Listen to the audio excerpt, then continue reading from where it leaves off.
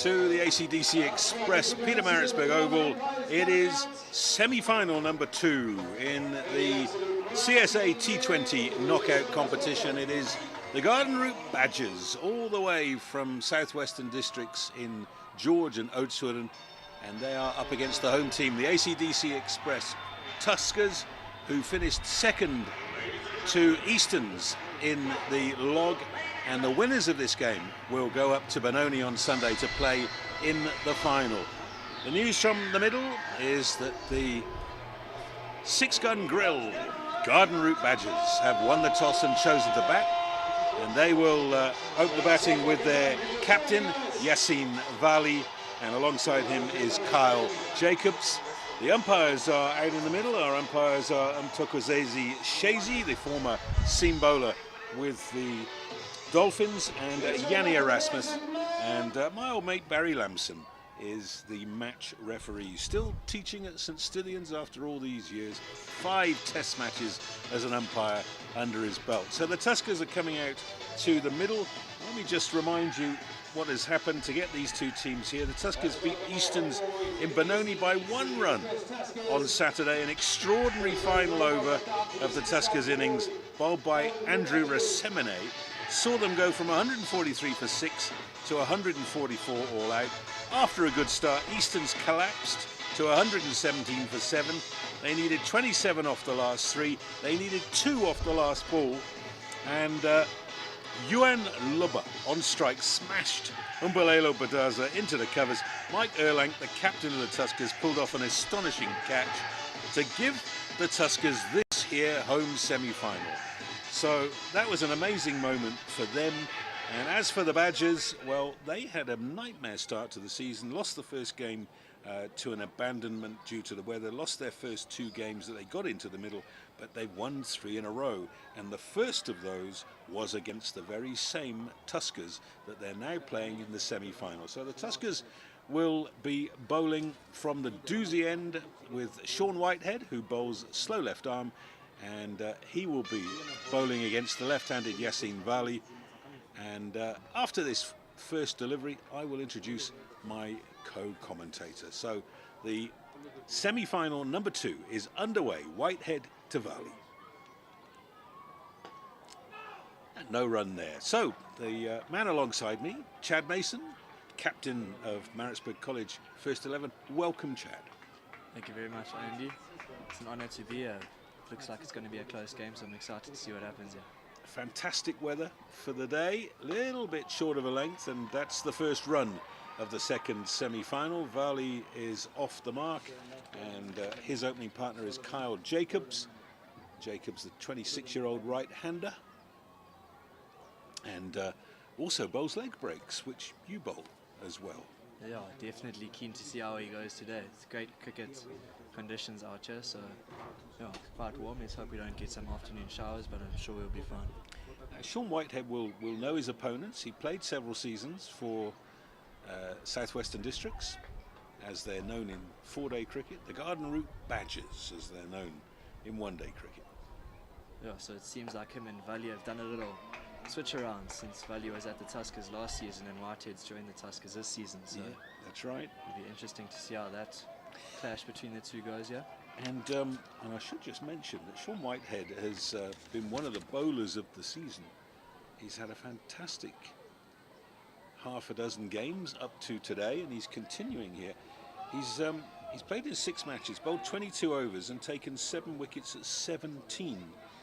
With runs per over, that's the important thing, 5.40 per over. That is brilliant in 20-over cricket.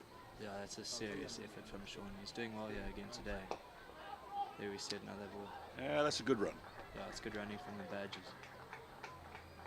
So it really has been a great acquisition for the Tuskers as Sean Whitehead, because in addition to his slow left arm, of course, he's a very tidy batsman.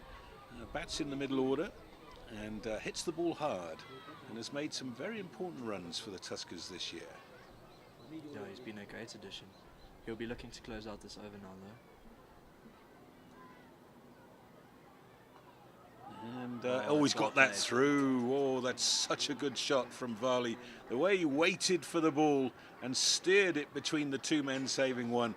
And wise words from Chad Mason. He was looking to close out the over. It's a boundary. That's the last thing the bowler wanted, and just what the batting side wanted. Yeah, there's nothing worse than going through 5 good balls and then the last one goes for a boundary. So he'll be bitterly disappointed with that. But it's still a decent start from the Tuskers.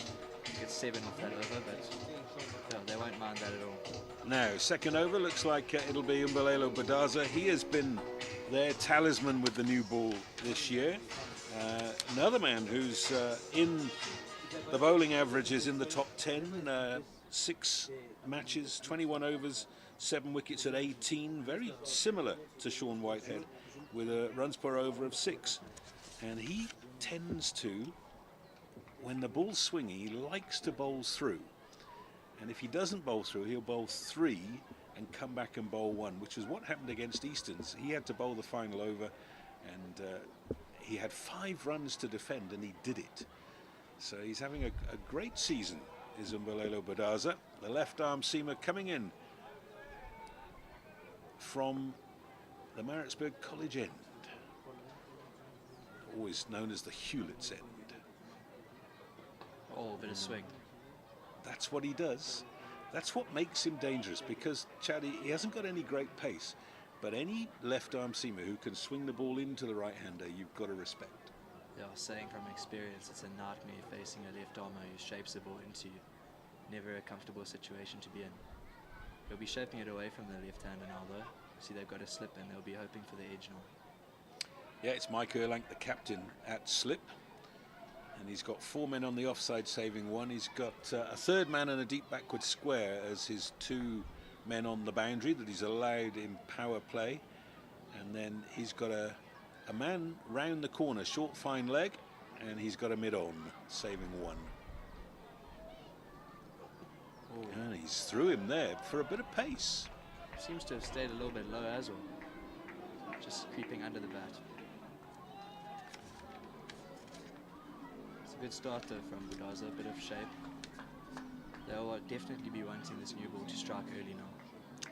And it's one of those hot and steamy days in Maritzburg, which you will have played most of your cricket under. And there's a little bit of cloud cover, but more than anything else, there's humidity, and that will always help the ball swing. Most definitely, yeah. Runs in again to Vali. That's well fielded, and that's what the Tuskers have done very well this season. Their ground fielding has been excellent, their catching has been top-notch. Fielding is a very underrated part of cricket, I think. If you can field well, you're going to win most matches.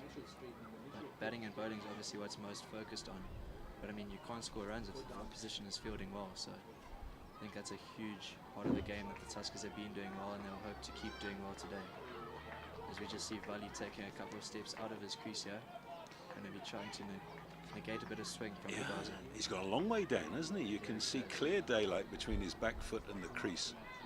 Well, he jumps back. And can't pierce that gap. This is a captain's dream, when he knows that he's got a seamer that he is not going to be pasted out of the attack in the early overs. And that is all about bowling the right length and using the conditions.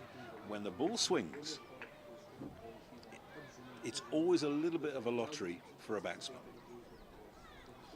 Yeah, being a captain myself, there's nothing better than having a bowler that you know up front is going to do a job that you can ask him to do again and again. And Badaza's been doing that for the Tuskers this season. So.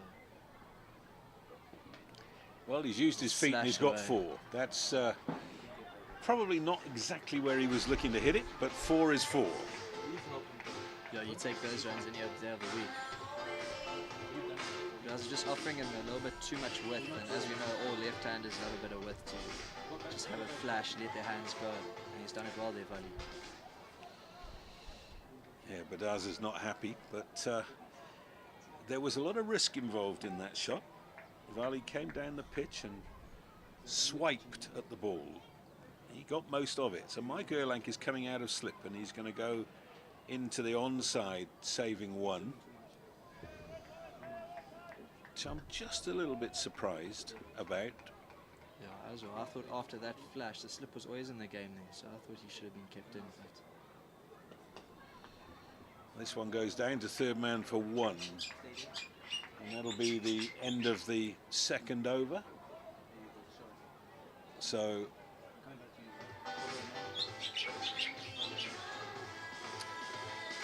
the Garden Route Badgers found themselves on 12 without loss after 2 overs. Steady start. yeah, they won't be disappointed with that. And what they will. The coaches always say after 4 comes 1, and he's done that very well there. So it's very good batting. Your from coaches Bali. are telling you good stuff, Chad.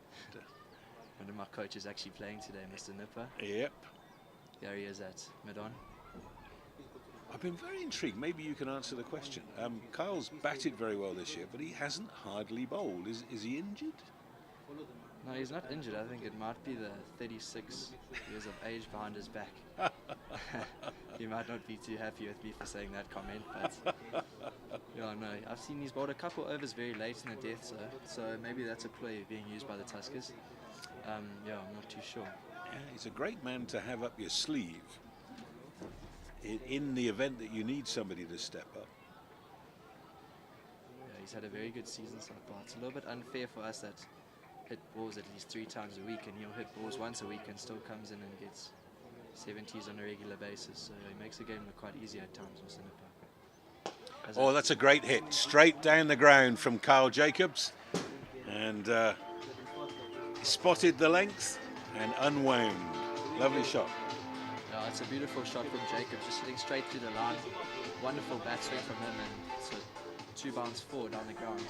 He'll love that one. Now, Kyle Jacobs' granddad was a man called Des Bravo Jacobs, and he was a Gelvindale cricket legend down in the Eastern Cape in the 1970s.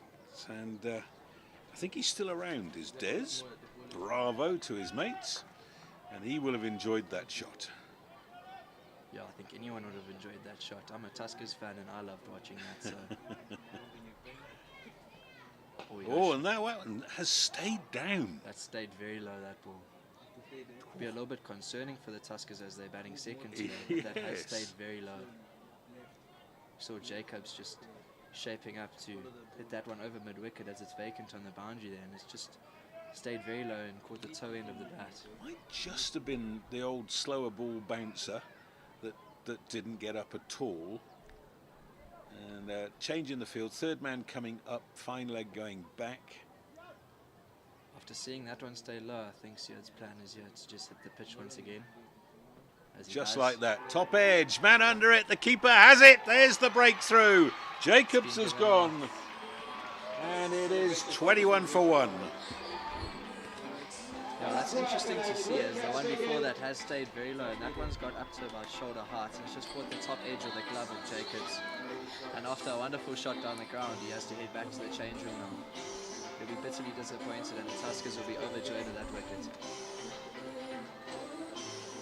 And Abrams will be very happy that he's got out of the over without another boundary being conceded. So that is 21 for 1. We've got a ball left in the third over, and a very important breakthrough for the Tuskers.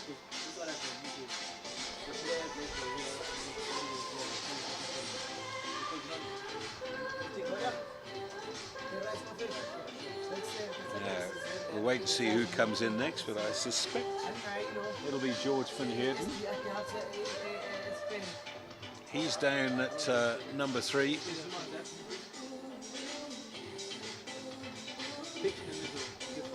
In the batting order that we saw. Yeah, and I think that's a number 10 on his back. Yeah, that is George van Heerden, who's had a very successful season. So that wicket actually falling off the last ball of the third over. That over going for 9 runs from Ziad Abrams, but I think most importantly taking a wicket, which is what you need in the power play.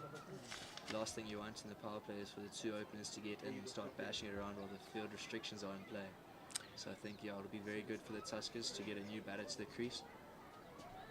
Hopefully they get another one now. So the normal field now for the left-handed volley. Both boundary riders are behind the wicket. One at third man, one at fine leg.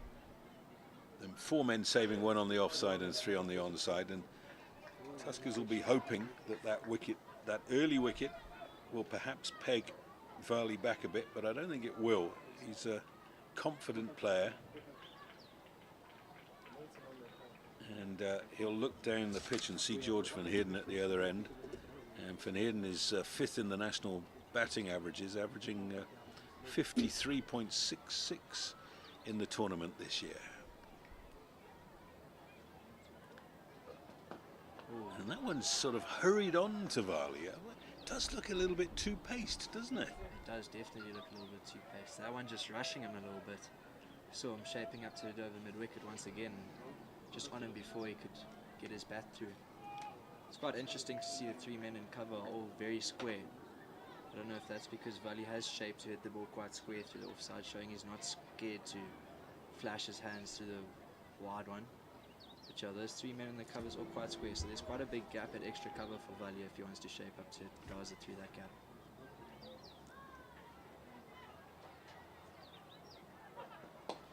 That's a good shot. And he goes through the 3 men that I was just talking about right now. Well, he gave himself a little bit of room and steered the ball rather than hit it through the covers. Good shot from Varley. I was looking him up earlier this week, Chad. You know what his claim to fame is? He's a member of the largest opening partnership in South African first-class cricket history. They put on 485 for the first wicket, beating the old record of 424, which goes back to the 1926-27 season. You're going to break a record, do it properly. That is something that he'll pride himself on, I'm sure. You see Budraza back in his mark, just can't offer width to Varley. As soon as he's given some width, Varley has flashed his hands through, as we saw in that last cover drive hit by him. So now he goes straight back to attack the stumps. Asking Varley to hit him through the leg side this time after he's hit him for 2 boundaries through the offside. I think deep inside, Budraza will be happy to give away 1 boundary and over. Doesn't want to give away 2.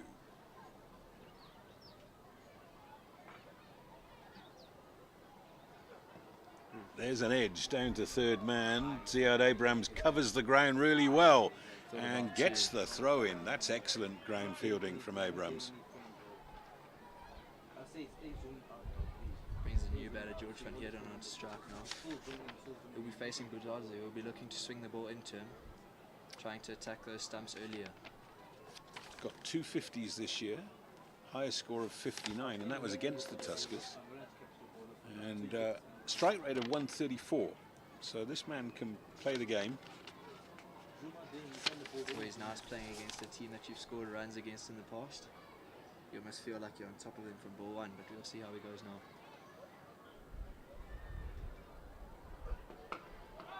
Solidly behind it. And that's the end of the 4th over. So 4 overs gone, 26 for 1, winning the toss and choosing to bat.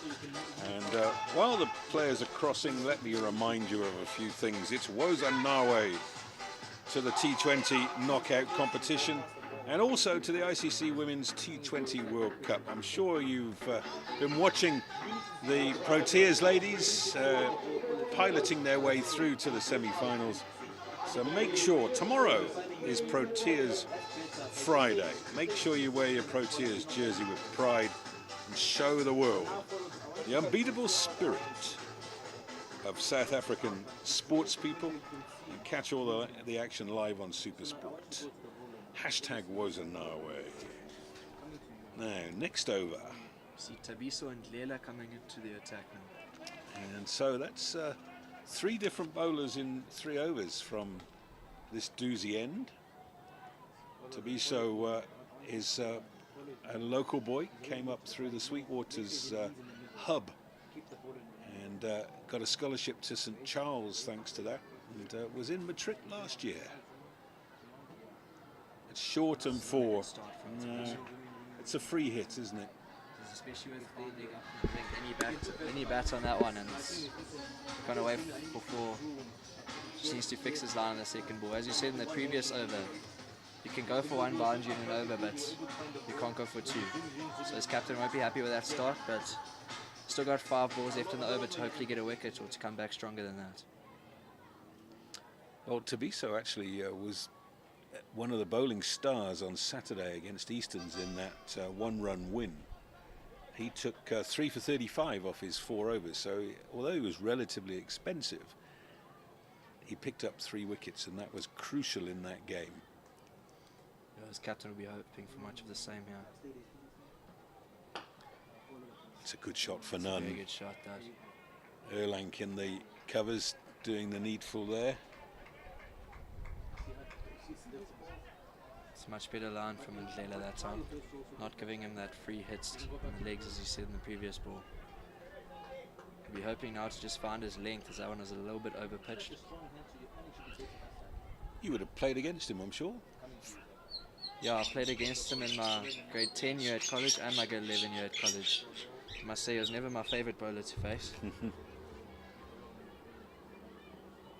Oh, that's going to be 4 more. No. Excellent work from Badaza. A sprawling save, keeps it to 1. I think he's got a little bit lucky there in Ndlela. Yep, absolutely.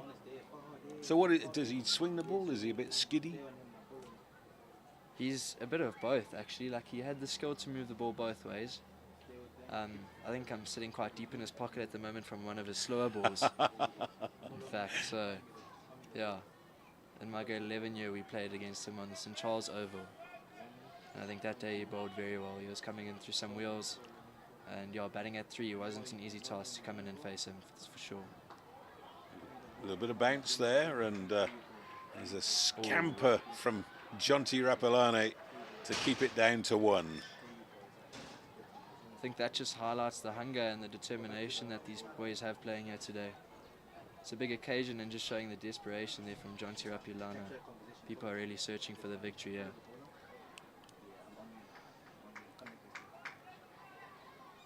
There was a bit of length from Ndlela, not giving him the width or the length to hit through the line. So Vali on strike has got 24 off 18 balls and has hit 4 boundaries during his stay at the crease. Looks a good player.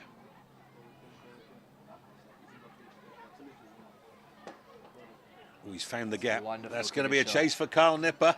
He's gaining on it. They're going to get at least 2. You don't often see a 3 on this ground, and you're not going to see a 3 here. It's a wonderful cricket shot from Vali, hitting it on the up through the covers. It's a shot that gives most batsmen a lot of confidence. And he has looked very organised. He's looked the part for his 26 so far today. So 7 off the over. He would dearly love to be able to get out of the over now without conceding another boundary. Last ball coming. Oh, and it's hammered away. Is it going to go? Yes, it is. There's the boundary that they didn't want. It's 11 off the over, 5 gone now, and it's 38 for 1. Yeah, Ndlela won't be happy with that finish. I think he looked to hit the pitch a little bit, but as we said earlier, it's a little bit too paced, and I think that one just sat up for the batter to hit through the mid-wicket region. As Vali moves on to 30, and the score now 38 for 1 after 5 overs. So captain has made a call here. He's decided that Badaza is not going to bowl a 3rd over. Instead, they're going to bring Ziad Abrahams back from the far end, the Hewlett's end, after he bowled his opening over from the Doozy end, and it was of course a successful over. But this is the last over of power play, so no slip in place. Yeah, I think the batters are going to try go hard in this last over of the power play, try get as many as they possibly can to go into the middle overs with a bit of momentum on their side.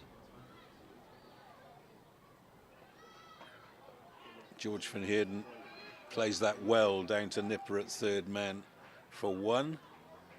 Van Heerden has started well. I think he's He's realised that his captain at the other end is cruising, and he's just playing a little bit of tip and run. Get down the other end, let the skipper have a blast.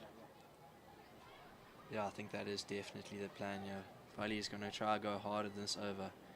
He's been very good for his 30, and I'm sure he'll be looking to add a few more to that in this over against Abrams. Of course, he'll know the pitch. He'll know many of the opposition, having played for the Tuskers here.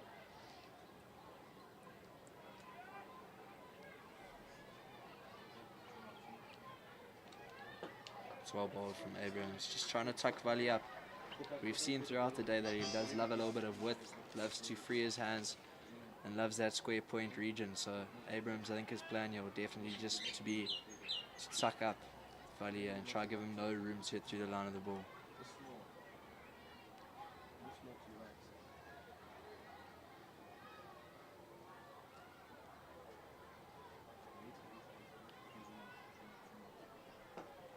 Oh, two in a row. That's very well done.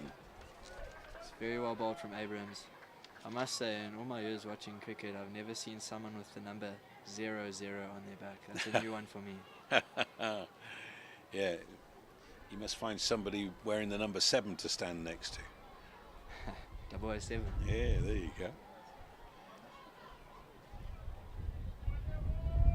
You'll be hoping to do much the same this ball. Slower ball. He's bowled that wrong. Big shout for LBW.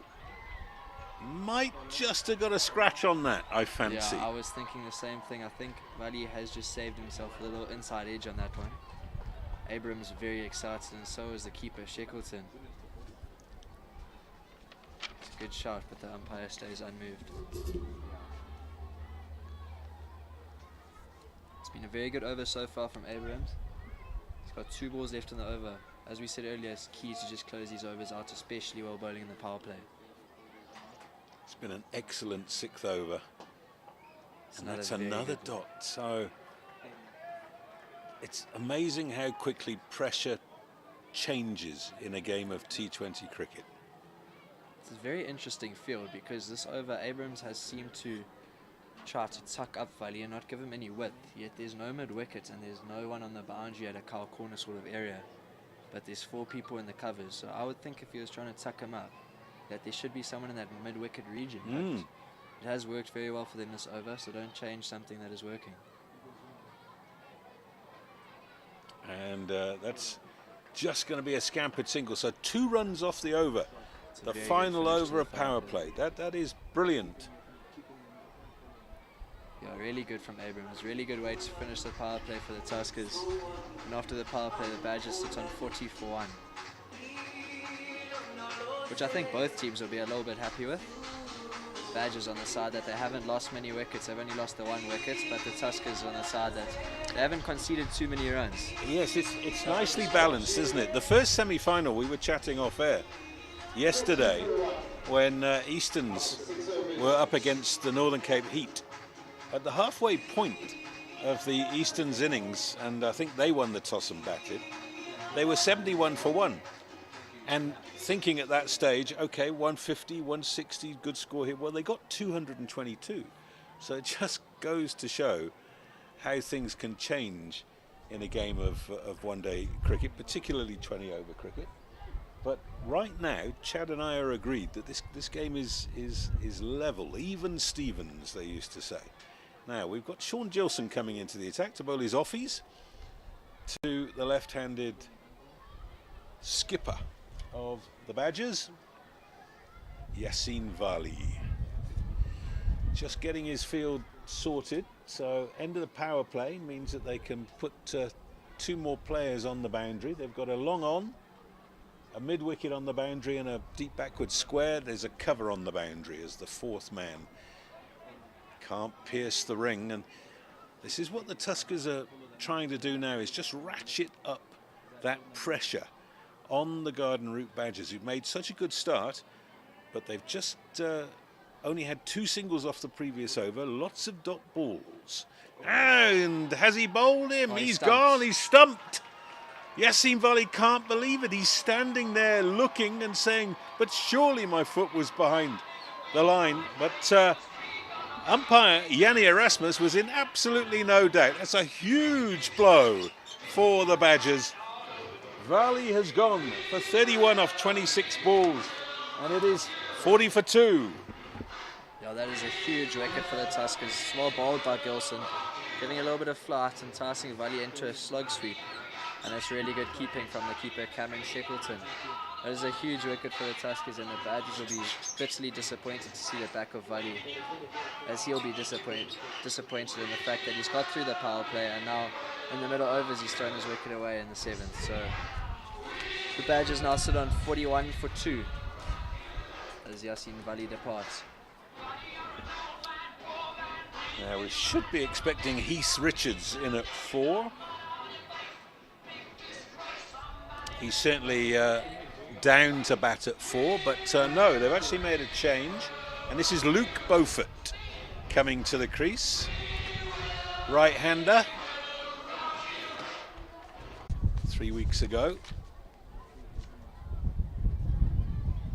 A little bit too short. They think about 2, they're coming for 2, there's a chase, and the throw is not quite in time to stop that second run. Yeah, that was Chad Laycock down there at Carl Corner. It's very good running though from the Badgers, putting him under a bit of pressure. And as you see, Van Heerden scamping back, come back for a second. It's an excellent over. 1 for 3 off that over for Gilson, and we've got another bowling change at the far end.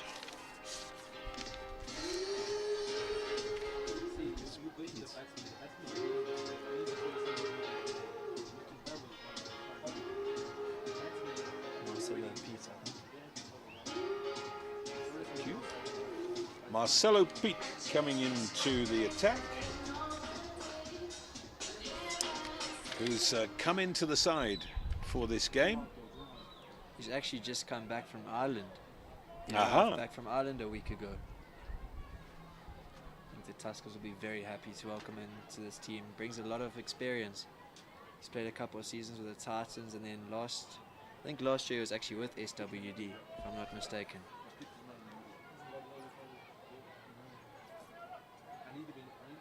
Right arm medium pacer. He's going to be bowling over number 8, and he'll be bowling at the new man, Luke Beaufort. He got 42 against the Heat in the last league game last week.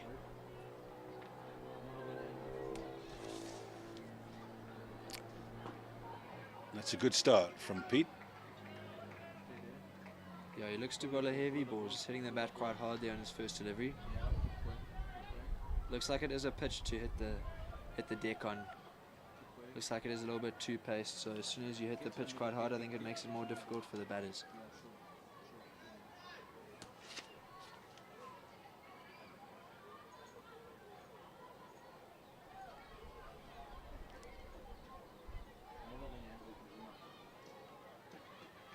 Oh, that nearly got underneath the bat. Batsman looking to give himself a bit of room. Looked as if that one stayed down a little bit. It does look as though the odd one is staying down a little bit in this pitch. I think Beaufort just trying to play that one a little bit too square. It didn't look like there was enough width to be able to hit that one through to sweeper. So I think for him, just especially with the variable bounce, I think he needs to look to play a little bit straighter.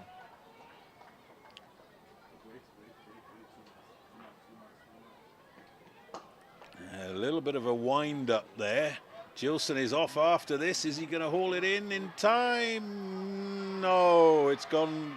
Oh, the school boys and girls out there say that's not 4. And the umpire agrees, it's 3. It's very well done there on the boundary by Gilson. It's like Beaufort just opening up his front leg and trying to hit through the line of that one. Didn't get the timing he was after, but he'll take the 3 and be happy on the non-striker's end.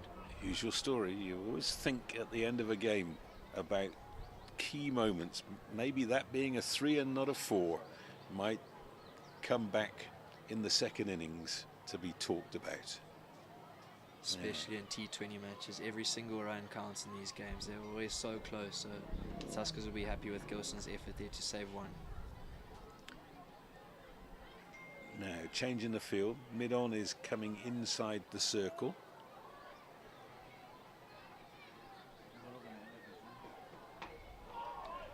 A little bit of bounce this Slow time. ball from Pete there. Surprising Van Heerden with the bounce.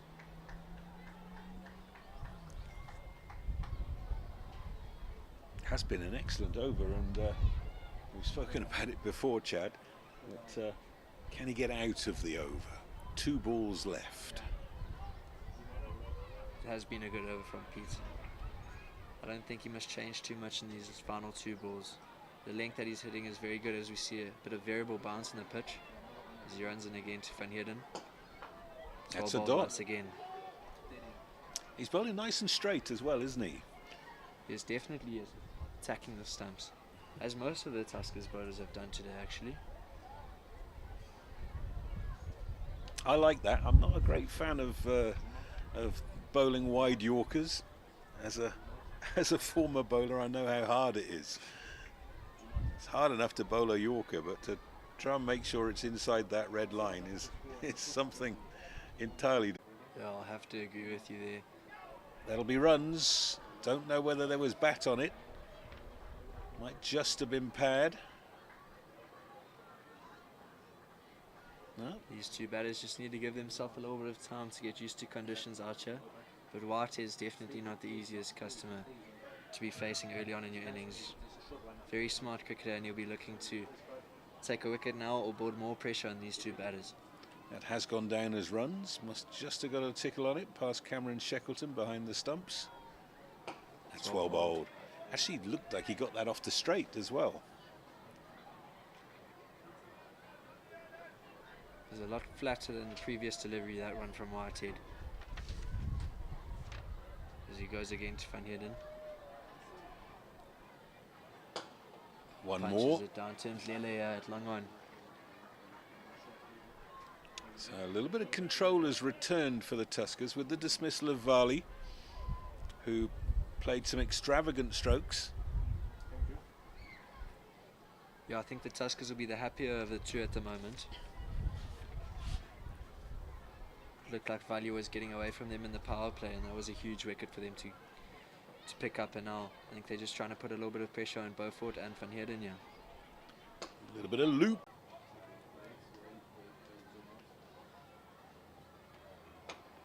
it's a good start. Yeah, well fielded on the follow through there.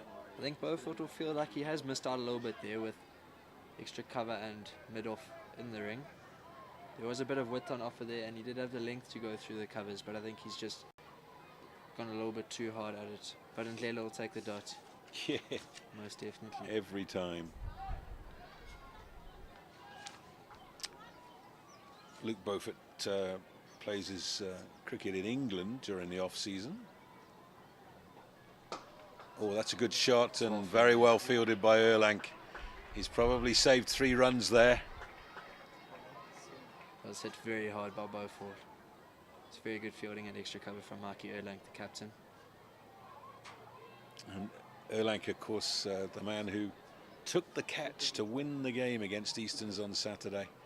Easterns needed 2 off the last ball, 1 for a super over, and the batsman Juan Lubber smashed it. One-handed catch above his head from Mike Erlang to stop the run and win the game. In the air, and 1 bounce, 2 bounces out to the man on the cover boundary. The man out there is Chad Laycock.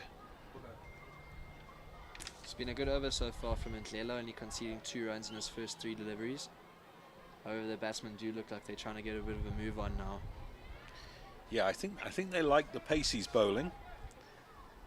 But, they just haven't managed to play the big shot yet. There's a change in the field with mid-off going out to long off. Fine leg coming in the ring now. Oh, how did that miss? That is shaved off stump. It's It's an interesting shot once again from Beaufort, especially with mid-off going back to long-off now. I thought he would try to open up the leg side to attack the shorter boundary there in a vacant cow corner area. But he has tried to give himself some room again and hit him through extra cover. That's a good point you make. It is a very short boundary, isn't it, on the leg side today? We're on the left-hand side of the square. They've got 2 balls left to close out this over. Oh, he's beaten the outside edge, through to the keeper it goes. So, well, we wouldn't have had him bowling, and he's done brilliantly. It's been a brilliant over so far from TBC. Again, let's see if he can close out the over. But you can see that Luke Beaufort is feeling the pressure. Interestingly, yes, he has shown a bit of frustration after missing that previous delivery from Ndlela. I do believe he's going to go quite hard at this ball, try to finish the over on a higher. If this ball is a dot, the run rate creeps under the 6 runs per over mark for the first time in the innings.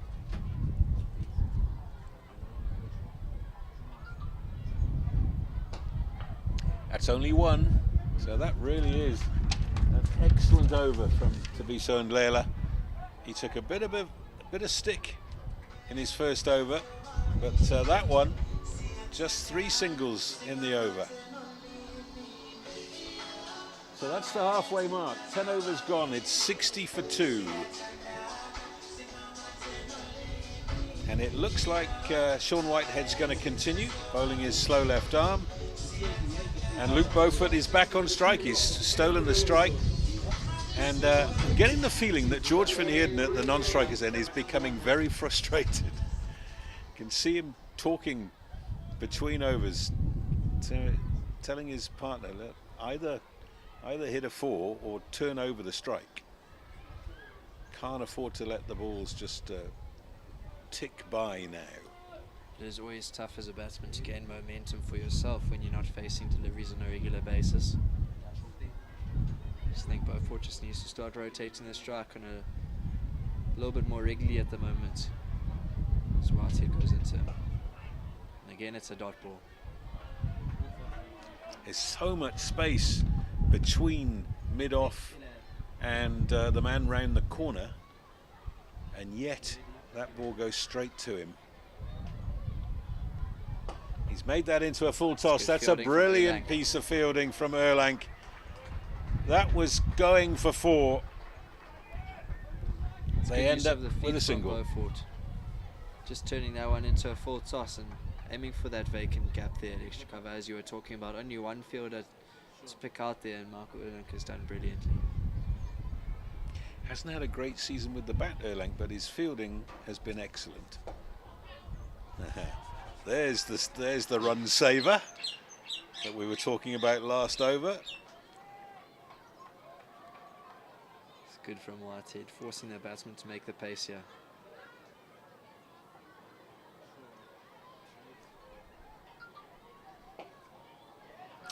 You can just feel the frustration up here in the commentary box. There's something about to happen, and it's either going to be boundaries or it's going to be a wicket. There's definitely something around the corner here.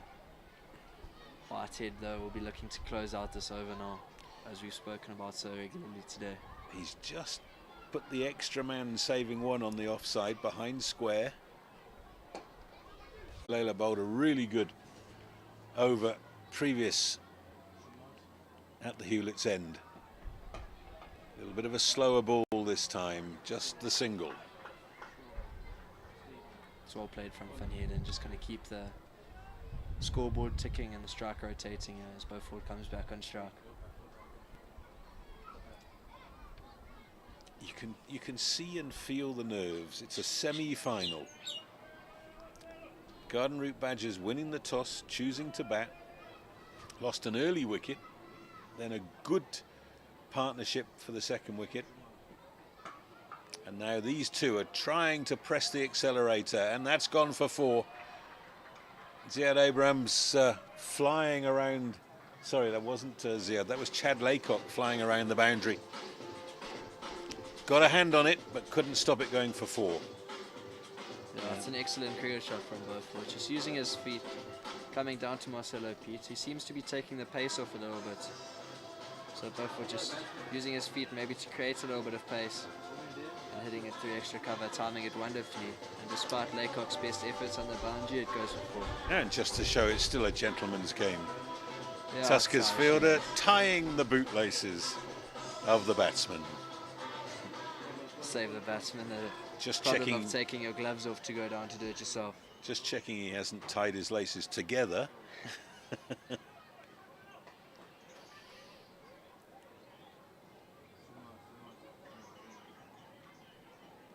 Oh, Beaufort's got hold of that, and is that going all the way? It's the first maximum. Well, my co-commentator Chad Mason said at the end of the last over, maybe that will settle Luke Beaufort, and he's just started this over with a 4 and a 6. Yeah, it looks as though he's found a bit of rhythm now, Beaufort, as he's timed that one wonderfully over mid-wicket for a 6. As we see the field changes, third man comes up into the ring, and Tabiso Ndlela goes back to cow corner now. So we see no one on the boundary behind the wicket now. Calls for a little bit of pace off from Pete. That's what he's done, and he's beaten the edge as a result. Oh, is that a... I thought I saw the arm go out for no ball. No, it's not a no ball.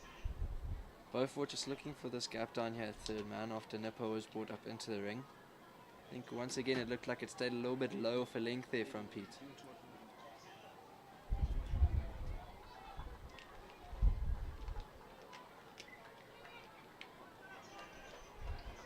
Game is back on an even keel. Oh, that's a possibility of 2. There's a long chase from the boundary, but George van Heerden says, leave it to me. Hasn't seen enough of the strike recently. I'm quite happy to stay there. 2 balls left in the over. Beaufort has now raced to 24 off 20 after, for a long time, struggling to come to terms. So 14 of those runs have come off the last 3 balls he's faced. Yeah, the Tuskers will be feeling very worried about this partnership now. Just seems to be gathering a bit of momentum. Nice stroke for none from Van Heerden. Van Heerden's on 16 now off 17 deliveries. There's a ball left in the 12th, and there isn't. That is the end of the 12th. So 78 for 2 from 12 overs. Garden Route Badgers winning the toss, choosing to bat. There's a little bit of liquid refreshment coming on, so let me remind you of a few more things that are happening. The one-hand catch competition that has been such a hit in South Africa over the last 3 seasons continues. For a televised game, if you can take a one-handed catch in the crowd cleanly and it's on camera, you've got a chance to go into that draw for R1 million. And here's my favourite one, Chad, the R1 million student giveaway. 10 lucky students stand a chance to win up to 100,000 Rand towards their outstanding tertiary fees by simply attending any T20 challenge game. Visit cricket.co.za to find out more. And I can tell you, when I was a student in Cambridge, my college was right next to Fenners, where the Cambridge side played their first-class cricket matches. And if there'd been a lure of 100,000 Rand back then, you'd never have caught me at a lecture. Never in a million years. It was hard enough as it was, and I only went there to enjoy myself. Now, Carl Nipper's coming into the attack to replace Sean Whitehead. We were talking earlier that he hasn't bowled a lot this year, but he's a very, very experienced man and knows this pitch and this ground back to front. Starts well. Now the director of cricket at Maritzburg College, where my co-commentator Chad Mason is captain of the first 11. Yeah, it's safe to say if he does catch a bit of a beating here, I'll be reminding him next week. That's in the air. There's a man there. Oh, he couldn't good quite effort. get there. Brave piece of fielding. The batsmen have decided against 2, and that was Tabiso and Ndlela. And that was one of those ones where you have to make up your mind very early as a fielder whether that's catchable. I think he has made the right choice there. Although he didn't get there, I think the Tuskers desperately want a wicket now to stop this partnership from growing further. A little bit of air from Nipper. They take the single round the corner.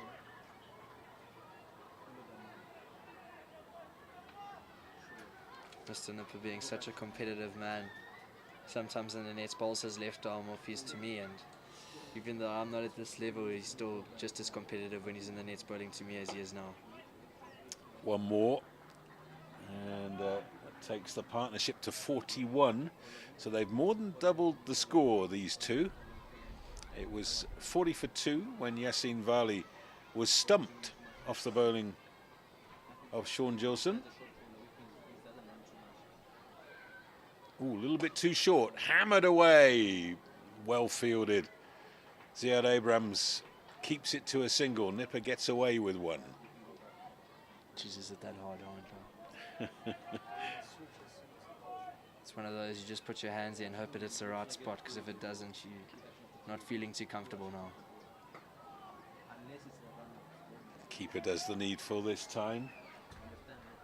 So 4 runs off the over from Carl Nipper, and a little bit of control coming back to the Tuskers as a result of that. 13 overs gone, and it is 83 for 2.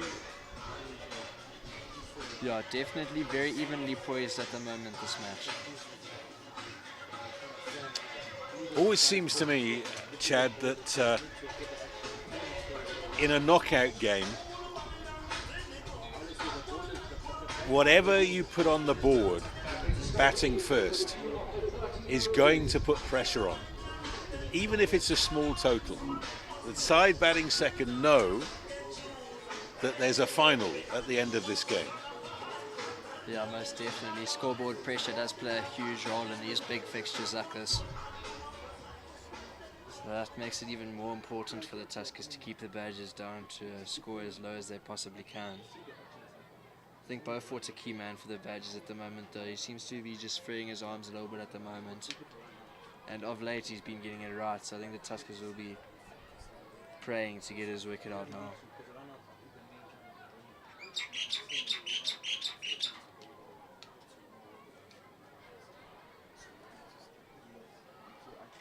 To be so, I beg your pardon, Umbulelo Budaza back into the attack to bowl his left arm seam. This is his 3rd over, and very nearly picking up the wicket of Luke Beaufort there. Beaufort not getting all of it. Seen that a couple of times today off the bowling of Budaza, just rushing the batsman a little bit. He'll go to Van Heerden now. He'll be looking to get a bit of a move on, as he's on 17 of 19 at the moment. Into the 14th over now, 6 left after this, so Van Heerden will be looking to be a little bit more positive now after building this partnership. That's hammered away. It's a long chase around the boundary, but it's a good chase from Chad Laycock. He saves 2 there. Tuskers have done really well in the field.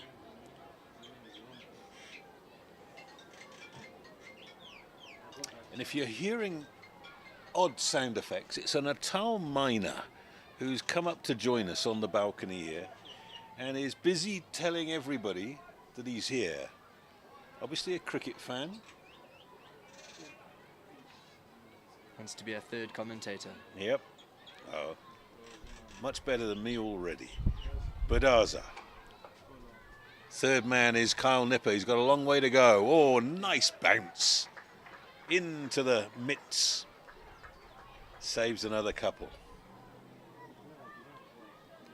Glorious, glorious afternoon in Pietermaritzburg here at the ACDC Express Oval. This is a ground that has hosted first-class cricket for 130 years.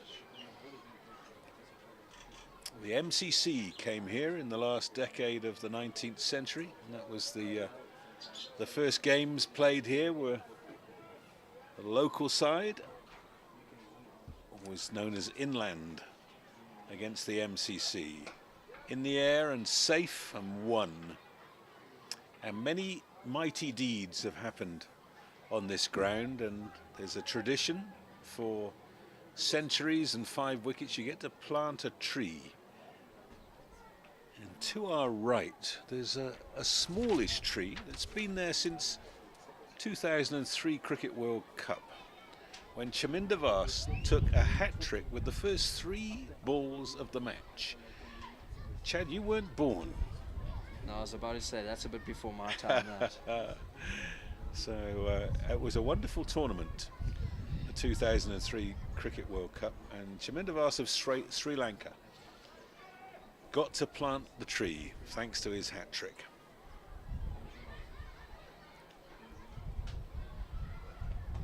In the air, gone!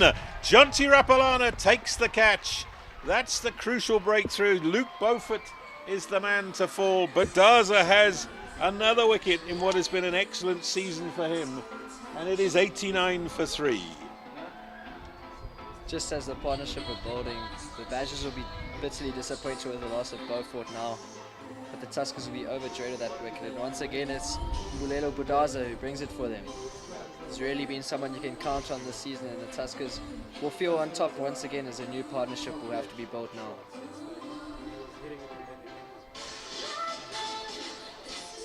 So a ball left in the 14th over. Beaufort is gone. The partnership was 49. And the new man is Heath Richards. Yeah, Beaufort goes for a well played 28 of 26. Seemed to just be getting his rhythm before he's gone out, but he's back in the change room now, and Richards will be looking to build a partnership once again with Van Heerden here. Well, Heath Richards is 23 years old, and the 3rd batsman in a row to have been schooled at Grey High.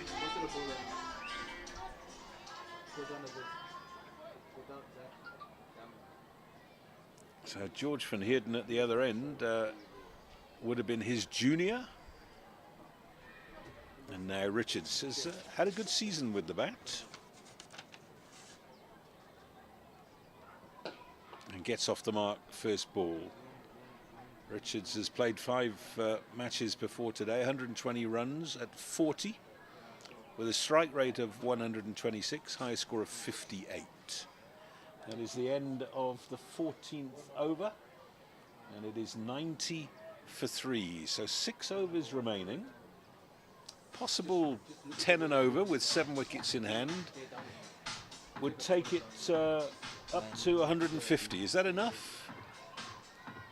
I think with the variable bounce in this pitch, they'll feel very in the game with 150 on the board. But I think 150, the Tuskers are very much in the game with 150. I think the Badgers will be looking for 165 to 180 here, especially with Van Heerden still in and only 3 wickets down. I think they've got a good platform to be able to launch in the last 6 overs as Abrams coming back into the attack now. Yes, bowling is 3rd over. And projected score on the board is 128. Well, Tuskers would walk off now if you offered them 128. The Garden Route Badgers wouldn't. Now, chance of 2 here as he pushes it into that big gap on the onside, but Gilson is there quickly off the boundary to make it only a single. It's better from Gilson there on the boundary, no slipping this time. Maybe a little bit more comfortable at Kyle corner.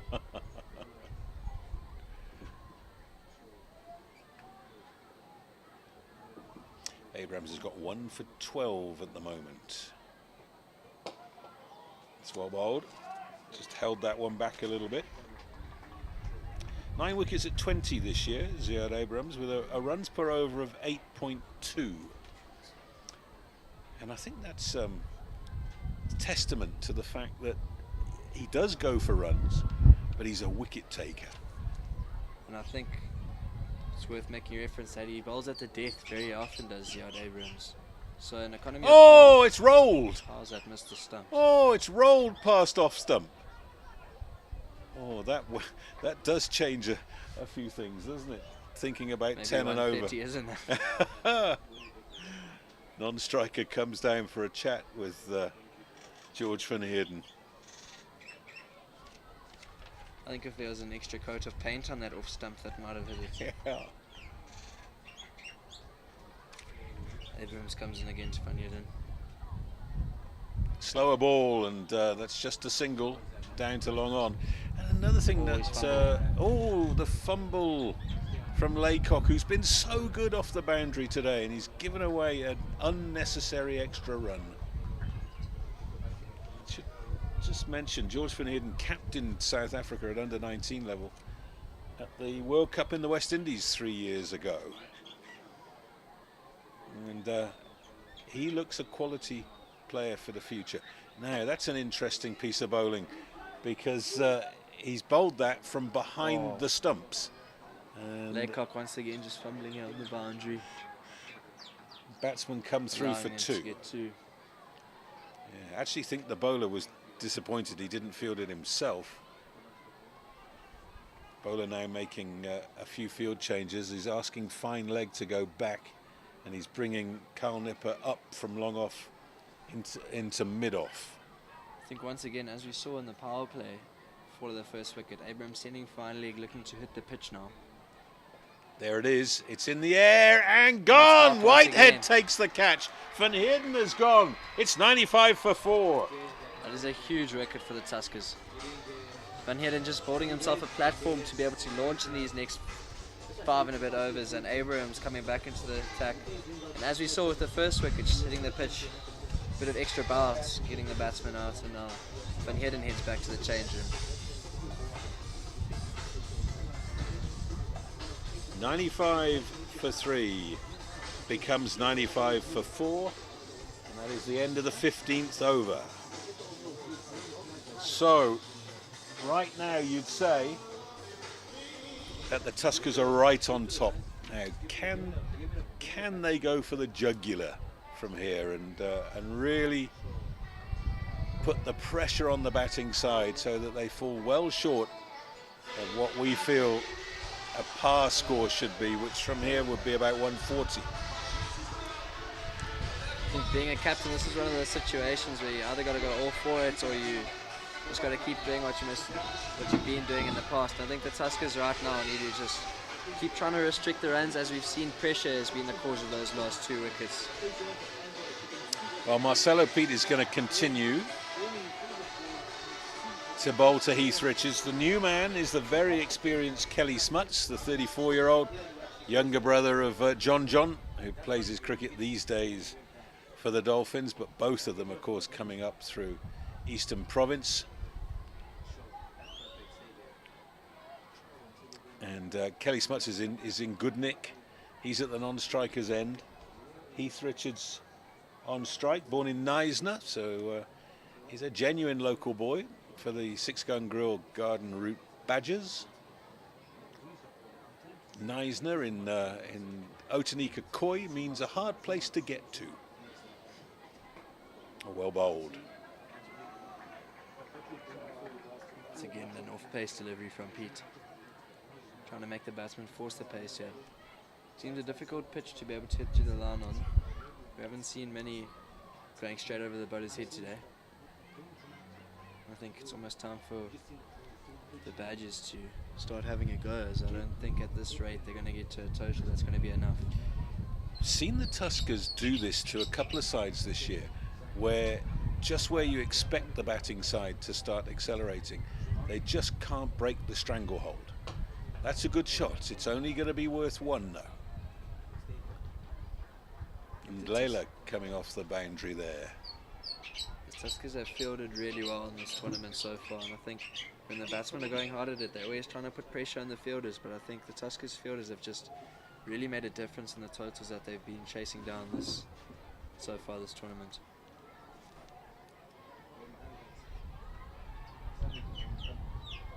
Yeah, of course the bowlers did the job for the Tuskers against the Heat, bringing them right back into the game, because at one stage, not the Heat, I'm talking about Easterns, the Storm on Saturday. At one stage the Storm were looking as if they're going to get home easily. Oh, he got a hand on that, and if that had cannoned into the stumps, I think that was the non-striker gone. It's a good looking cricket shot first up from Smuts. Well, he looked $1 million when he first came into the Eastern Province side all those years ago. And many people were expecting him to go into the Protea side. Didn't happen for many and various reasons. But still plays a good game of cricket. That's a nice shot. High left elbow from Heath Richards. But the Tuskers maintaining control. Seems a long time since we've had a boundary chat. It does, definitely. We've seen some very good cricket shots so far this over, but the Tuskers won't mind how good the shot looks if it's only going for one. Ones at this stage of the game will not be bothering the Tuskers.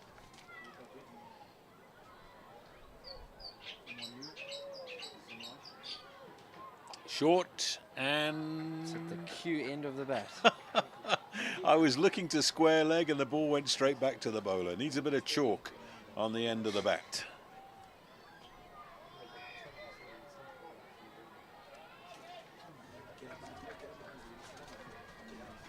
So that's just way too early through that shot. I think there's another off-pace delivery from Pete.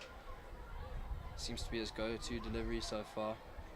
He's got to close out this over once again. 2 balls remaining. Sorry, 1 ball remaining.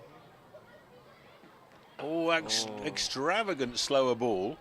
And Smuts doesn't get hold of that one either. One more.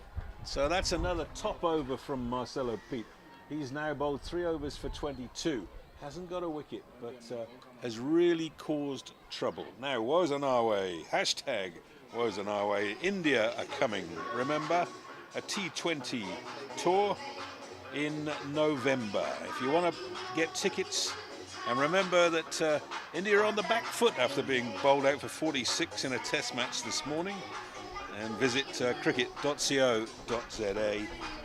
And also remember that ladies cricket is one of the big growth sports in the world. England's women are coming here this year, and there are 3 T20 matches, 3 ODIs, and there's a black day on Sunday the 8th of December, and there's also a test match from the 15th to the 18th of December. So get out there and support the ladies. They're playing in the World Cup at the moment, and they will be on display through South Africa. Woes on our way.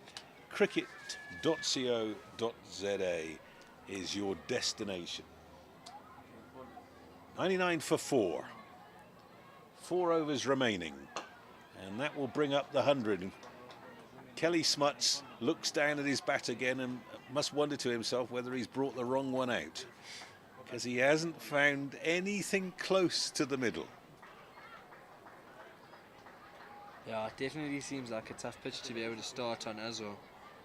We haven't really seen anyone except Vali be able to get in from ball 1. But it's Ndlela back into the attack now. And let's remind ourselves as well that Vali was facing the new ball. It's another thing that has happened here this year, is that as it's got softer and older, it's been more difficult to score.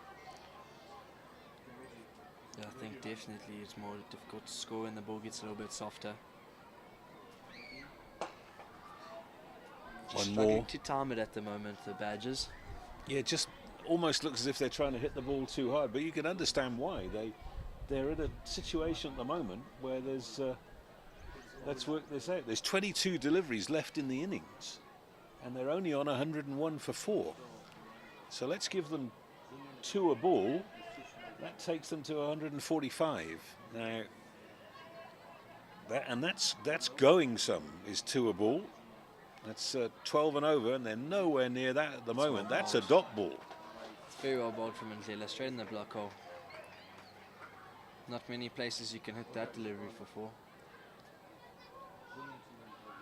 You can see the frustration building. It's Kelly Smuts down there, who has got, I mentioned world records.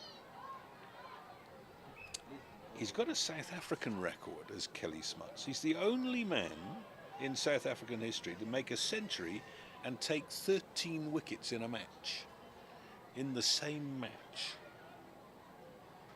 That's first class level, obviously, I'm talking about. It happened in the 3-day match for the Warriors in 2015-16. I think I'd go to the casino and start gambling if I did that in the day.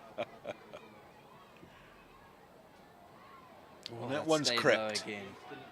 So there's obviously a spot where if you hit it as a bowler, the batsman's just got no prayer. I'd say we've seen 4 balls do that in this innings. All from this end. All from this end, yeah. Seems to be a spot in the middle of the pitch there that if you hit it in the right area, it just creeps through past your ankles. 2 balls left in this over, in the 17th over, and only 2 runs coming from it so far.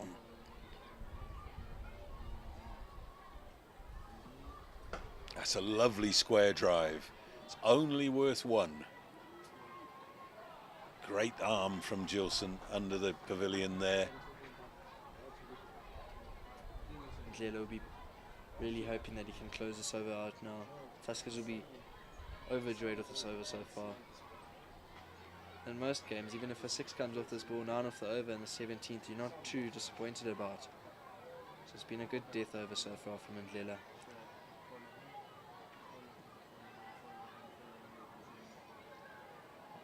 Oh, it's well bowled. Oh, trouble here. They're through. That little bit of fielding from the bowler put doubt into the minds of the runners, but they got there in the end. So just 3 runs off the over. That really is brilliant stuff.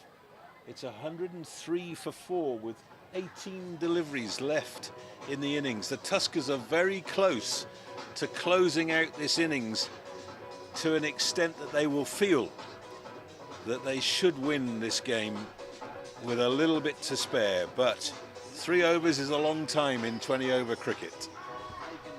Yeah, every ball counts in this format of the game. Projected score now is 121.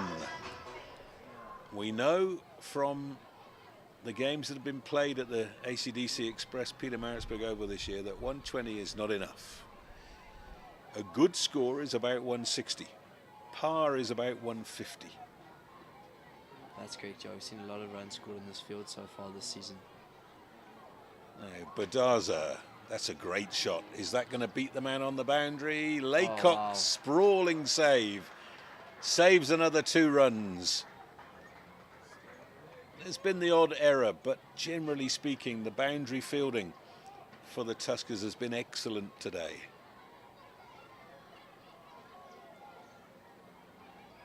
Yeah, they've got 2 men on the offside boundary at the moment. They've got a deep point and a deep extra cover, showing that Badaza will be looking to protect the shorter boundary and bowl wide and try force Richards to hit through the offside now.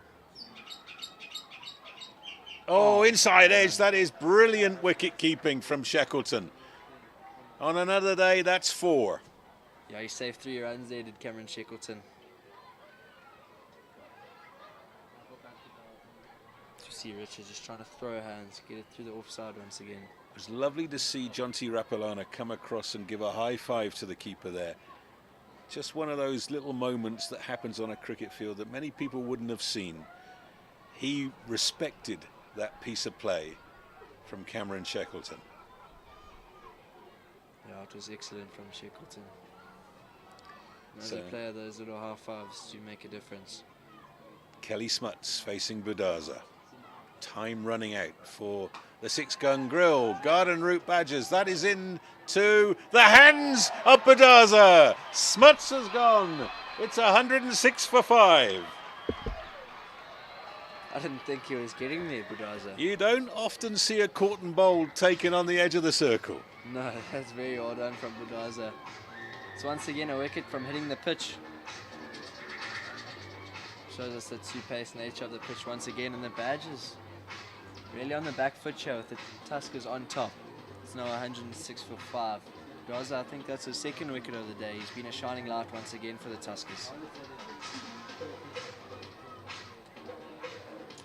Halfway through the 18th over. I think right now the goal for the Badgers will be to get to 130. The innings is being strangled. There's absolutely no question about that. There was a partnership of 49 between Beaufort and Van Heerden. When Beaufort went, it was 89 for 3 with a ball left in the 14th over. And they were just starting to get going. But since then, the anchors have gone into the innings and they've only managed to progress to 106 for 5.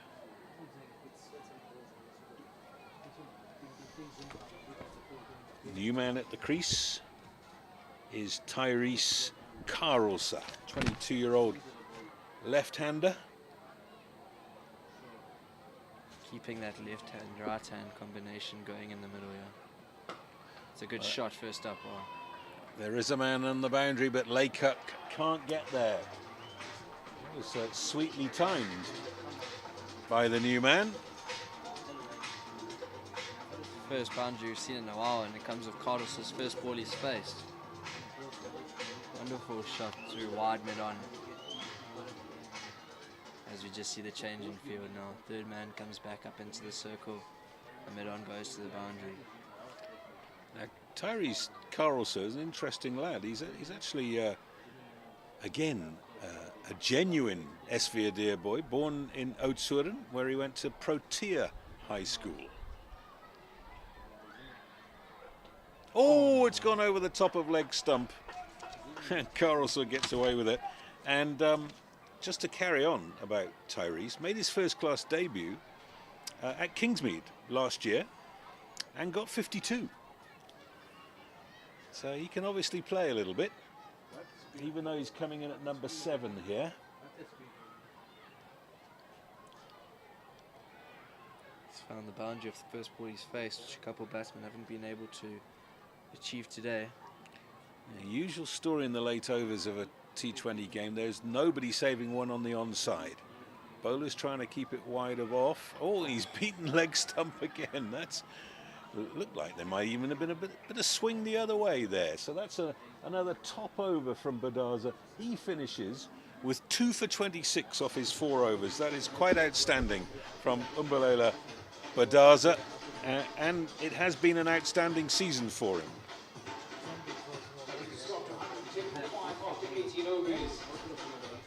Two overs left in the Badgers innings now. They'll be looking to capitalise and get as many runs as they possibly can in these 2 overs. Zindlela comes back into the attack to bowl his 4th over. He'll finish off his quota for the day. He'll be bowling to Richards now.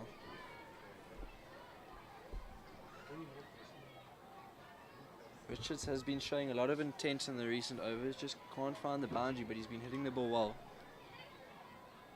Fine legs inside the circle, everybody else on the onside on the boundary.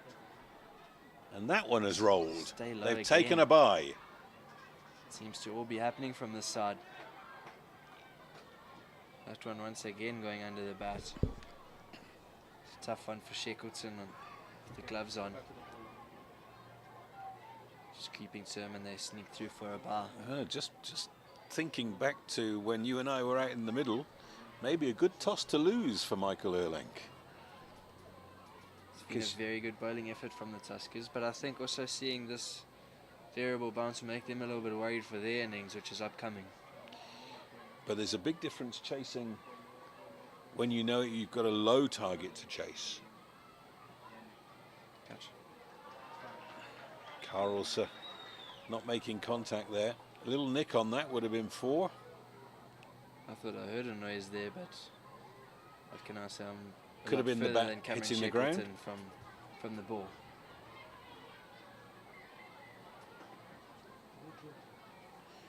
Lela seems to be looking for the block hole, yeah? There's a lovely bubble coming from square leg. There's a lot of youngsters in today. They've been given the afternoon off school to come and support the Tuskers. There's another dot ball.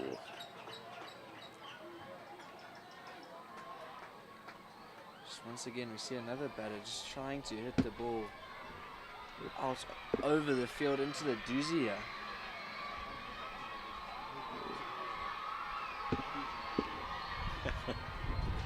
No doubt to the home siders at the moment, eh?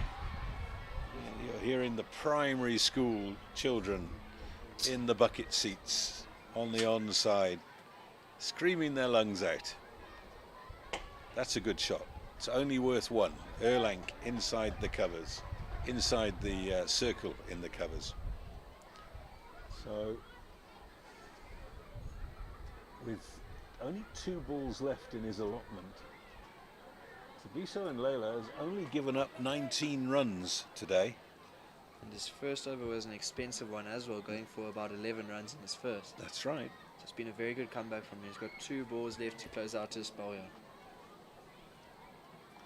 Oh, the once again. slower ball Yorker. I think they're going to push for 2 here. They will come back for 2. This is danger. Direct Oh, hit would have been close, but they are home for 2. We've seen that before from Chad Laycock, direct hit off the boundary. Not managing to do it that time, and the Badgers sneak through for 2.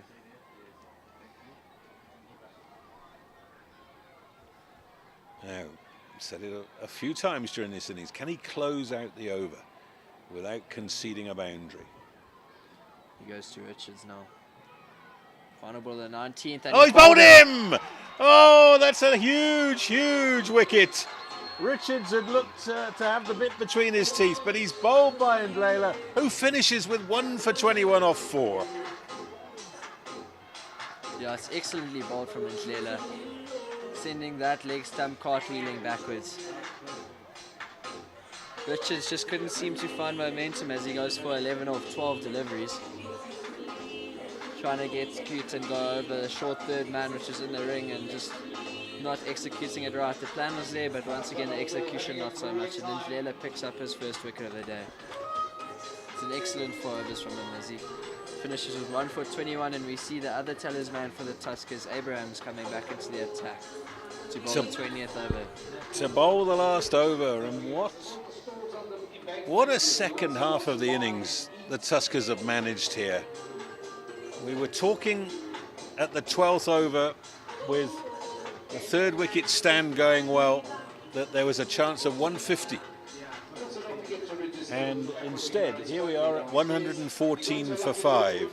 So if they're going to get 150, they need to score 36 off the last over. I don't think that's going to happen. Anything can happen in a T20 game, but safe to say I'd place my bets against that one. No. Thomas Carber has come in. He's at the non-striker's end. And Tyrese Carlser has... That's hit the chalk end again. Are they going to get 2 here? Carber's coming back for the 2. The long throw into Shackleton. That is extraordinary piece of running for a ball that didn't go very far past the stumps at the bowler's end. Interesting bit of cricket there. Carlser going on one knee, looking to flick it over Nipper at short fine leg. Hitting the chalk into the bat for the 2nd time today. Not often you see that. Yeah. Of course, we've got fine leg and 3rd man inside the circle, so that's why he's trying to play that ramp shot. Slow ball from Oh, Abrams. that's... Slow ball oh, gone! he's hit the stumps as God, Thomas Carber is run out by half the length of the field because Ziad Abrams took aim and hit. 116 for 7. It's excellent that from Abrams. And There was hesitation from the moment that ball hit the bat, and after deciding that they were going to go through, Carber was found halfway down the pitch and Abrams hit the stumps. So he goes for 0 of 0. and one of the saddest things in cricket, run out without facing a ball, Chad. Yeah, that's going to leave a bitter taste in his mouth leaving to the dressing room at the moment. I think Carlson will be begging for these last few balls to take as long as they possibly can to let Carber cool off in the changing room after that one.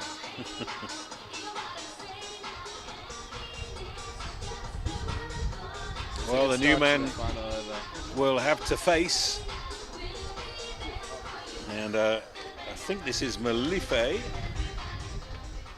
Leobona Malife. Yep, it is, who's come in, the 20-year-old, and he's from the township of Packlesthorpe, named after the Reverend Tobias Packlet.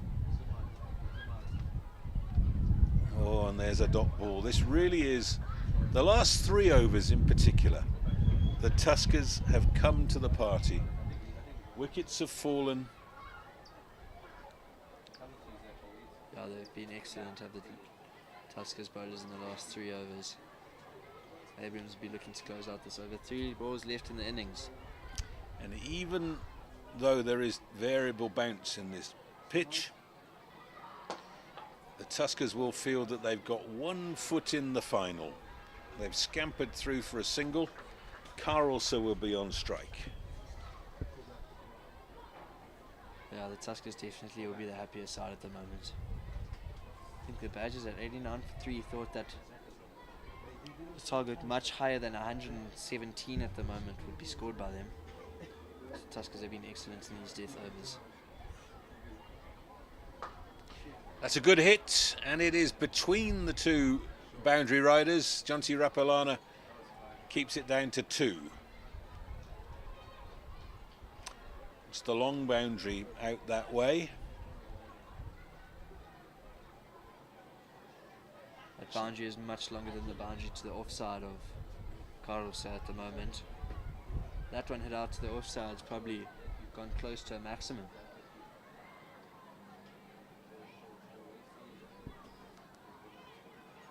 Oh, that'll be a wide. Yeah, it is signalled by both umpires. So, with 2 balls left,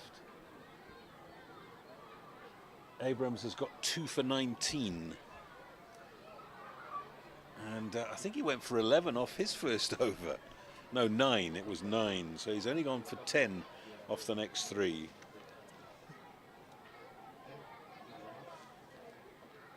Bowled him! That's a fantastic Yorker. Carlson goes, and it's 120 for 8. And that brings it a close to the Badgers innings. The Tuskers will be absolutely overjoyed with that performance from them. Their target will be 121 in their 20 overs. It's been an excellent death bowling performance. And the Badgers will be bitterly disappointed after being 89 for 3 after 14 overs. Only getting a further 31 runs in the next 6 overs, which is way below par, and the Tuskers will be feeling well on top going into their batting performance upcoming.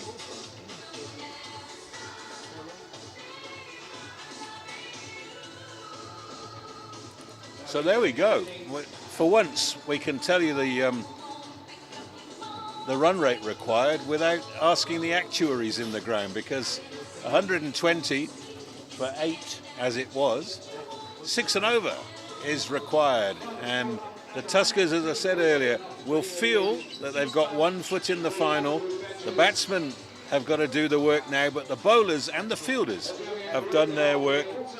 Abrahams, incidentally, finishing with 3 for 21 off his 4 overs, and that's his best of the season. And so the highest score of the innings coming from Luke Beaufort, who scored 28 off 25, and George Van Heerden got 26 at a run a ball. But other than those 2, Yassine Vali was the top scorer with 31 off 26, and everybody else came and went. There were moments where it looked difficult to bat, but really speaking, that is an excellent piece of play in the field for the Tuskers, and we will return shortly for the response.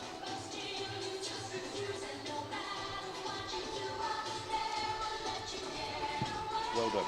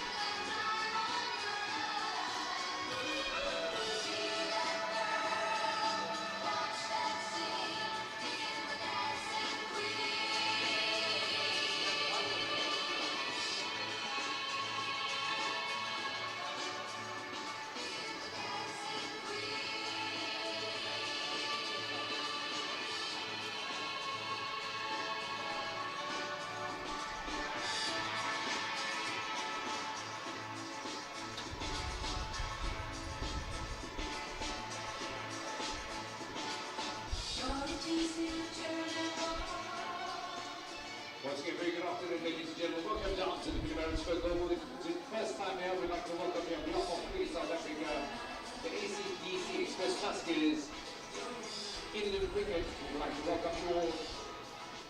It's good to see so many of you out here on a Thursday afternoon. Don't forget to follow our Facebook page. What we're going to do is, we are giving away a 500 Rand voucher, compliments of Pietermaritzburg. So if you register with them, you will get your chance to go into a lucky draw for this afternoon. Also a big thank you now to all our sponsors, AET, ACDC,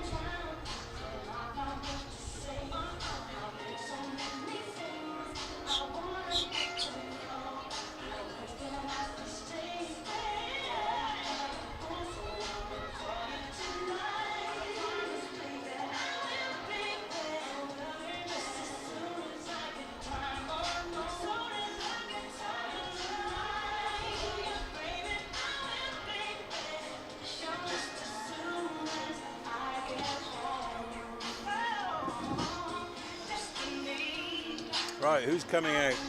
John T Chicks. and Shackleton, eh? Yeah. Put your hands together for the ACDC. You can put a slide whenever you like. Express Tuskers, come on.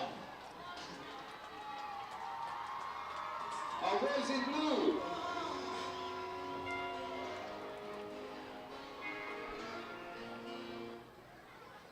It's still displaying, right?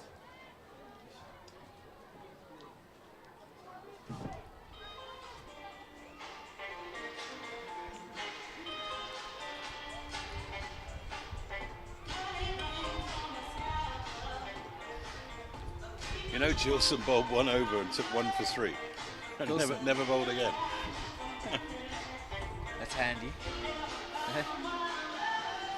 Does wonders for your average. Oh yeah. We on? Okay. Welcome back to the ACDC Express Pietermaritzburg Oval here in the city of choice, where the Tuskers, the home side, have got the task in front of them, scoring 121 to make it into the final to play against the Eastern Storm in Benoni on Sunday. They bowled and fielded magnificently.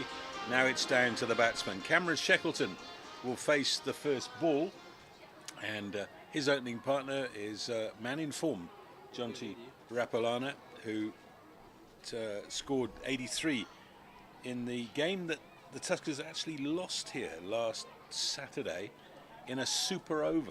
And it wasn't his fault that they lost. He batted magnificently.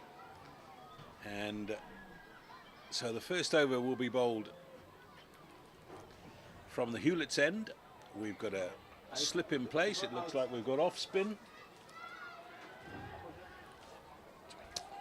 And it's going to be the all-rounder to start off proceedings. Carl Jacobs bowling his leg breaks.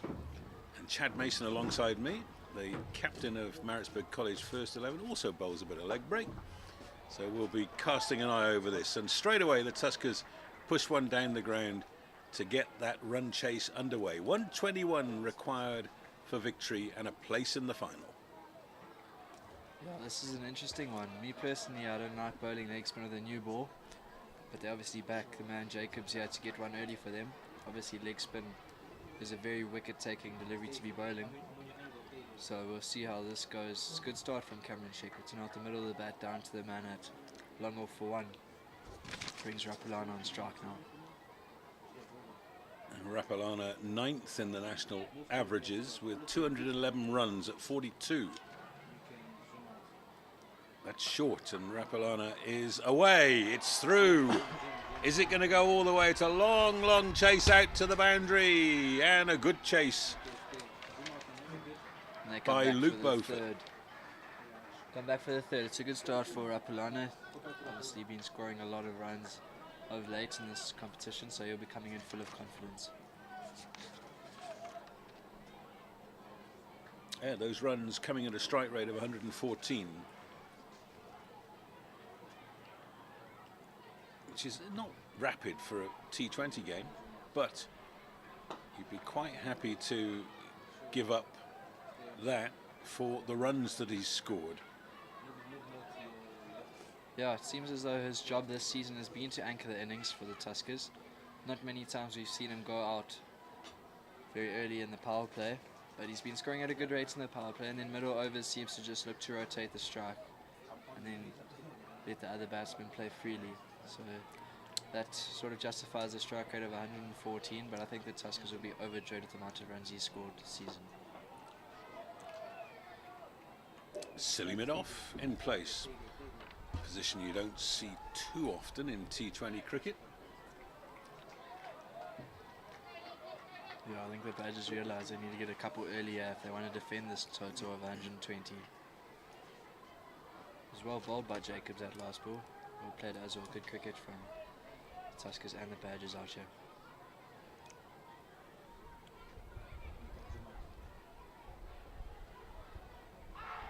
Oh, big shout, but turned down by the umpire. I don't know if I picked that correctly, but that looked like a googly to me. Yeah, had that extra little loop on it, didn't it? That extra little loop and sort of caught more sight of the back of the bowler's hand when he delivered it. maybe just beating Shackleton by the spin towards him instead of the spin away from him, causing it to hit the pad. Oh, that's well fielded by Silly Mid-off. It's Nightmare Alley there, and he made it look easy. So 4 off the first over from Kyle Jacobs, and we wait and see who bowls the second over. Let me just take you through the highlights of the 6-gun grill Garden Route Badger innings. The highest score coming from their captain Yassine Vali, who's out there keeping wicket now. He made 31 off 26. Luke Beaufort made 28 off 25, and George van Heerden 26 at a run a ball. And at one stage they were 89 for 2 in the 13th over, but they only finished at 120 for 8. Wickets falling on a regular basis towards the end of the innings, and some really good death bowling. Budaza and Ndlela were the stars. 4 overs, 2 for 25 for Budaza, 1 for 21 for Ndlela, and Abrahams 3 for 22. After going for 9 off his first over, he then went for just 13 off the next 3. So the fielding was excellent, the bowling was top notch. Now it's down to the batsmen to see whether they can take the side home. Second over to be bowled, and this is Sintu Majeza. One kept a little bit low, and we've seen plenty of that today. Sintu Majeza, 24-year-old, and born in George, went to Tembeletu High and took 2 for 12 against the Tuskers in log play in that win for the Badgers in Oudtshoorn. Quite the run-up, Majeza. He's listed as fast, so we'll see.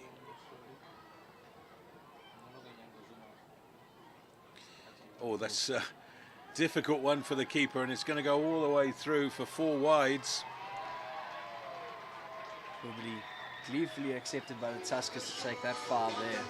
Majeza just spraying it a little bit, trying to find his radar here. Did look like he had a little bit of pace on him there though. Yep. Good carry. It is one of those things when you're a quick bowler. If you spray one, more often than not, it's going to go for 4. Yeah, definitely makes the keeper's life very difficult.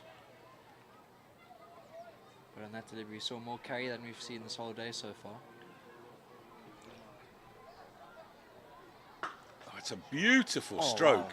For no runs and very nearly a wicket at the non-striker's end. If that had hit, I think Shackleton was gone, short of his ground. That's excellent cricket. That's well bowled from Majeza, and it's an excellent shot from Rapulana. And even better was the fielding in the extra cover region, taking a shot. If that hits, that's one of the best pieces of fielding I've seen in a long time. Oh, it was good cricket all round there. You really saw how Jonty Rapulana has batted himself into good form with the stroke. Got nothing for it. There, ooh, that's what I heard a nick there. Obviously not. Bit of extra bounce there from Majeza. You haven't seen too much of that from this end. It's been keeping a bit low from this end, and that one is just shot up. It's good carry to the keeper, Vali.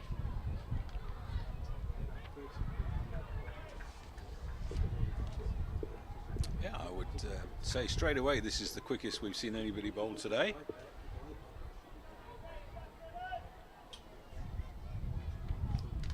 And a brave man to be bowling this with third man and fine leg inside the circle.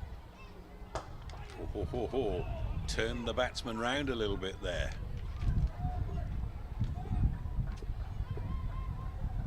He did square him up a little bit. An interesting field, as you said, with a deep point and a deep square leg. Bowling this pace is normally key to have either third man or fine leg back on the boundary. But maybe just trying to hit the pitch. Try to get them forced to play it square, as we've seen a bit of variable bounce from this end especially.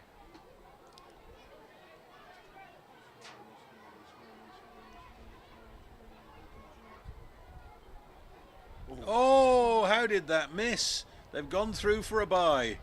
Oh, the bowler holds his head in his hands. He can't believe it. Seen a few like that today. Yeah, Yeah, there's that low bounce again from this end. After seeing one shoot up, good carry to the keeper value, surprised Rapulana, and then that one's just crept through past the knee roll kind of. I don't know how it's missed the stumps, but they scampered through for a bye, and safe to say Rapulana will be happy to be on this side. Best way to play fast bowling is to be at the non-striker's end. Most definitely. And geez, it looks like he's found his radar now.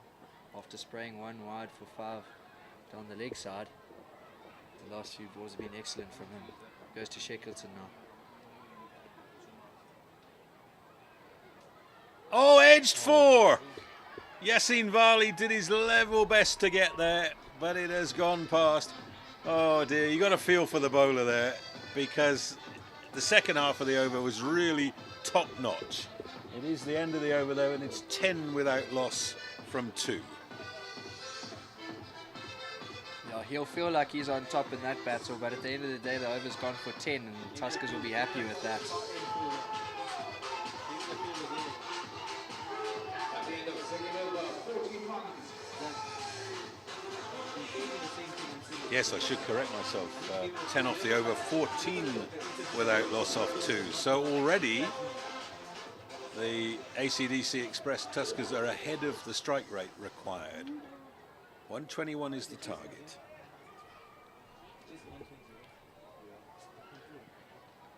Jonty Rapulana takes his guard. And we've got a bowling change. So the leg spinner just got a single over. Feel a bit hard done by if I was Kyle Jacobs, being taken out of the attack. In the air and safe. It's a long chase and a good one down to the third man boundary. They cross for 2. It's interesting to see a left armer coming around the wicket so early in the innings. Usually you see the left armers coming over the wicket trying to swing the ball into a right-hander, bringing the ball in the LBW decisions. But he's decided that he's going to come around the wicket very early.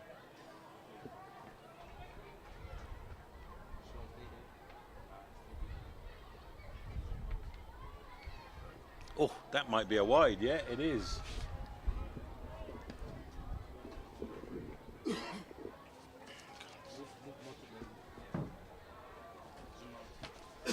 So this is Gumedi bowling left arm around the wicket.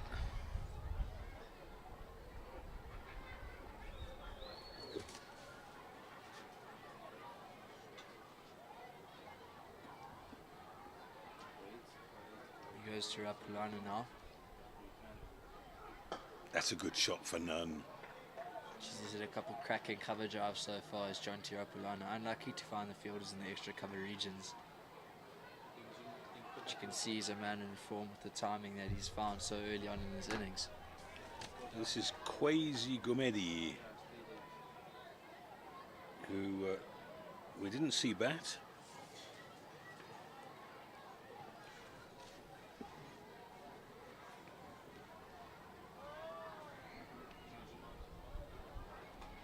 And over the head of third man, down for 4. So the good fortune is with the Tuskers. Yeah, they say if you're going to flash hard, eh? Rapulana's definitely flashed hard at that one, and it's flown off the edge over short third man and gone for 4. He won't complain how they come though.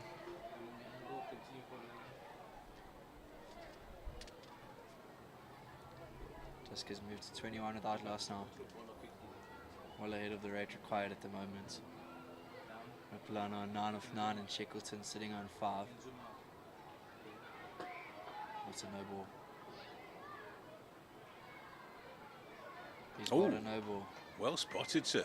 So it's a free hit. Oh, going from bad to worse for the 6-gun grill. Garden Route Badgers. Halfway through the third over, it's 22 without loss and a free hit for Jonty Rapulana. You're not allowed to change the field these days. So Batsman's dream to get a free hit in a T20 in the power play. Oh, And hasn't got a run for it. Nearly got a run out at the non-striker's end. Cameron Shackleton's done that twice now in the innings. He's leading a charmed life. yeah, we saw Gumede try go full there and Rapulana try go through the covers. He's just mistimed that. So the cover fielder once again fields it well, has a shot at Shackleton's end, who has been backing up quite far, as you've noticed. It's well bowled from Gumede. So he gets out of the over. No, of course he's got to bowl the extra ball because of the no ball. These are always the ones that are most looked at, because they say if you didn't bowl the no ball, you wouldn't have to be bowling this one. That's right. 7th ball of the over. If you're superstitious, things always happen off the 7th ball of an over. Let's see what happens here then. Rapulana facing to Gumede. Oh, shot. Oh, it's been hit for And that is going for 4. That's 7th ball of the over, goes for 4. There you go. Well, he missed out off the free hit, but he didn't miss out off the 7th ball of the over. So 3 overs gone. The Tuskers are 26 without loss, chasing down 121 to win. They restricted the Garden Route Badgers to 120 for 8 in their 20 overs, with some magnificent bowling, particularly from the seamers today. And Layla 1 for 21, Wadaza 2 for 25, and Abrams 3 for 22. All of them bowling their full quota of 4 overs. Looks like Sintu Majeza is going to continue at this end. While we just wait for the fielders, let me remind you that there's a pink ODI this year, and this is the 13th pink ODI. It's on Sunday the 22nd of December, last Sunday before Christmas, 2 o'clock start. Get your tickets at cricket.co.za, #Wozanawe.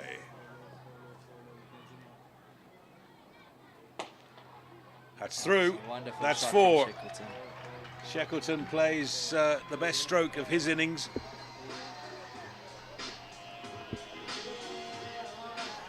Jesus just looked to be over pitching a bit there. Shackleton lunging on the front foot and creaming it through the extra cover for 4. Tuskers definitely well on top at the moment.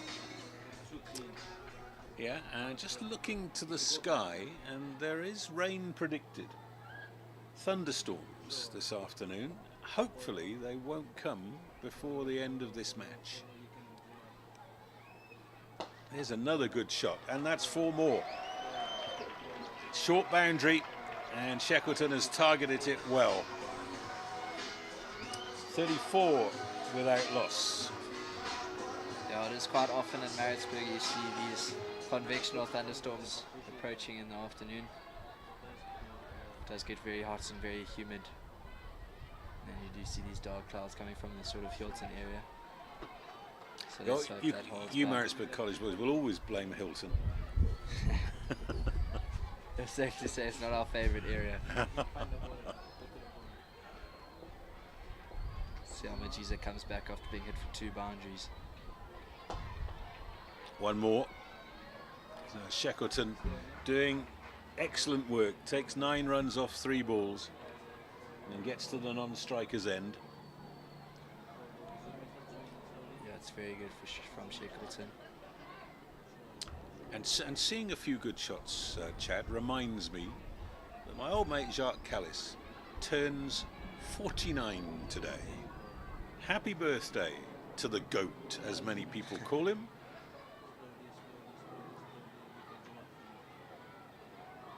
In the air, safe. Yeah, he was one of a kind, that guy. 300 test wickets almost, and I think 15,000 test runs. And one, I think, for all aspiring cricketers, and you are one, picked for the Proteas and was averaging 14 after 5 test matches. And then went on a tour of Australia, about to be dropped, scored 100 to save the test match. against Australia and then never looked back. The great Jacques Callis, 49 today. Happy birthday, old boy. Weinberg High will have cricket fields named after him. One more to third man. Yeah, it's well played by Rapulana. Score ticks on to 36 now. With one ball left in the fourth over, so they've still got 2 overs of power play, and that's a wonderful thing with no wickets down. And the Badgers just looking a little flat in the field. You can understand why. They know they haven't got enough runs. They know that they need wickets if they're going to get back into this game and have any sort of a chance. But right now, bowling at the middle of the bat. End of the fourth over, 36 without loss. Yeah, I think the Tuskers, although it's not a big target that they're chasing, will try to get as much in the power play as possible just to make it easier for them in the middle overs. With the field restrictions in place here, if they can get to 50 after the power play, they will be in pole position to get 70 off the next 14 overs after that.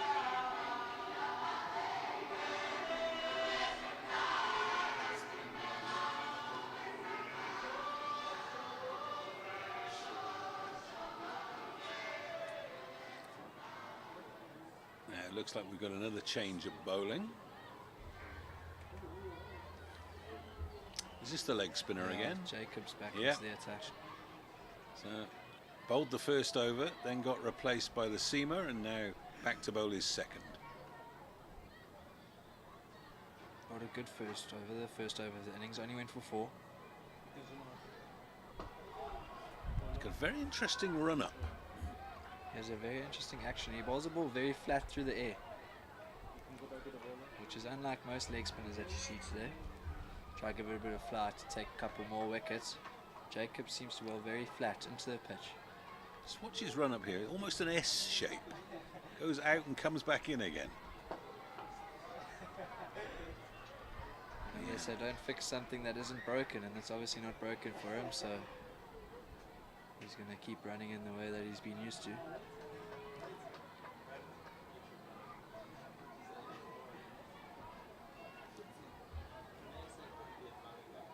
Badgers will be praying on Jacobs to get a wicket now, though. Shackleton on strike has got 14 off 10. That's well played. He's landing it though, isn't he? He's not bowling half trackers and full tosses. No, he's bowling very nicely. Jacobs looks like he's found a bit of a rhythm.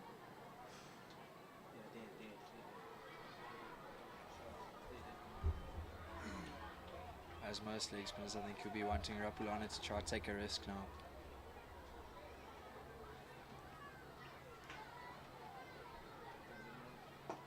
Oh, very nearly pushed one straight back to the bowler. They come run out through. chance. Direct hit is gone. Rapulana deciding that he should take the run. There was never a run there.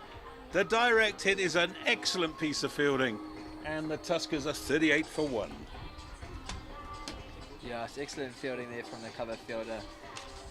The ball just being punched back to Jacobs. Jacobs getting a hand of it, sort of palming it to extra cover, and when Rapulana saw that fumble, he thought there was one on the cards, but there really wasn't. Excellent from the extra cover fielder. Only having one stump to aim at and hitting it dead centre. And Rapulana goes back to the change room. It's a huge wicket for the Badgers, as Rapulana has been one of the leading run scorers for the Tuskers so far this season. But in saying that, here comes another leading run scorer for the Tuskers, Kyle Nipper. Yep, so Nipper comes to the crease as the left-hander. The Badgers have chosen this moment to get together as a team and really try and strategize, see if they can get themselves back into the game. Yeah, I think there'll be a lot of chat about getting Nipper out earlier. We've seen so far this season that it's either 0 or it's a 50 so far. So I think they'll be hoping to get him out earlier before he gets in. Yeah, Carl Nipper is 7th in the national averages. 5 matches before today. He missed the first game because he was teaching you at Maritzburg College, and he's got 194 runs at 48.5 with a strike rate of 136.61 with 350s. Highest score of 74 was here against the Heat. He played really well that day. He's at the non-striker's end, and Carl Jacobs continues to Cameron Shackleton. And that one was short, and that is a gorgeous stroke from Shackleton. That is out of the middle of the bat. He really has looked the part so far for his 19, Cameron Shackleton. He'll be hoping to keep this momentum going. Score now moves to 42 for 1 in the 5th over. Well, he's a St. Stithians boy, is Cameron Shackleton, and so is our match referee today, Barry Lamson. He's a teacher at St. Stithians. Oh, brilliant piece of fielding. That's saved at least 2 runs and maybe 3. End of the over from Jacobs. It's 43 for 1 from 5. Target is 121. And that cloud is coming closer and closer, but I don't think it's bringing rain soon enough to disrupt this contest. What it will do is just make it a little bit gloomy out there. Yeah, it definitely is creeping up on us, this cloud. But let's just hope it stays away, because it does look like we've got a good contest on our hands at the moment. The Tuskers well on top, but with that recent wicket, the Badgers will still be feeling as if they're in the game. Shackleton has looked the part though. He's looked really good for his 20 so far. Looks like we've got a bit of off spin coming into the attack now.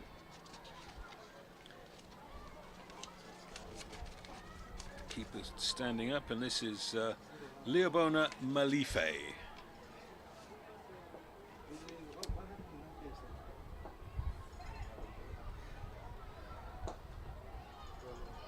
Starts a little bit too straight and it's picked off to Carl for an easy single by Shackleton.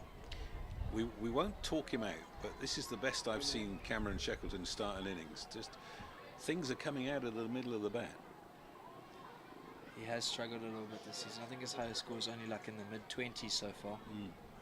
So he has struggled this season, but it looks like he's a man for the big stage so far. Hopefully no such thing as commentator's curse here. Yeah, it's your first game. I'm glad you know about it.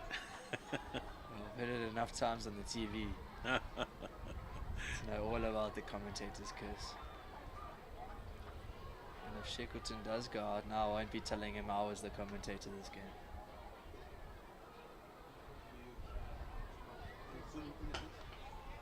That's well played by Nipper. He's away, which is Chad Mason was saying, this season means he's going to get 50.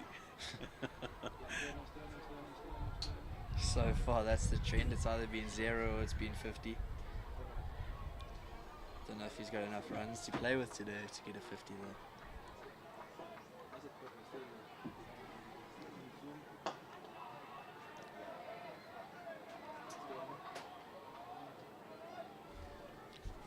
Malif has bowled a very good line and length so far. Just the first one that was a little bit too straight, but other than that he's looked very good so far. Ooh, didn't let it go that time. Quickness of the hand deceives the eye.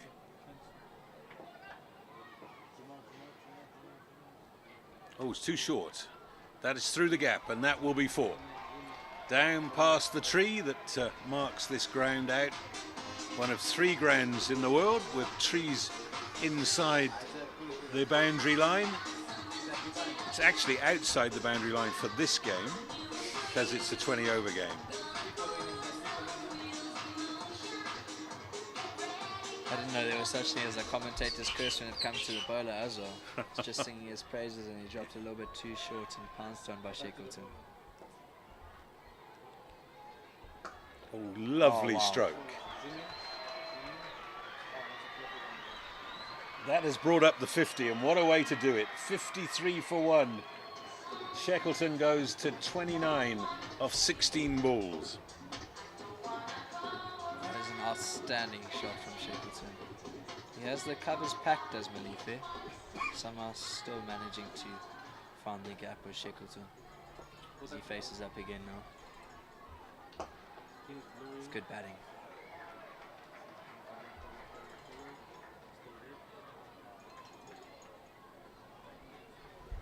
And that brings an end to the power play.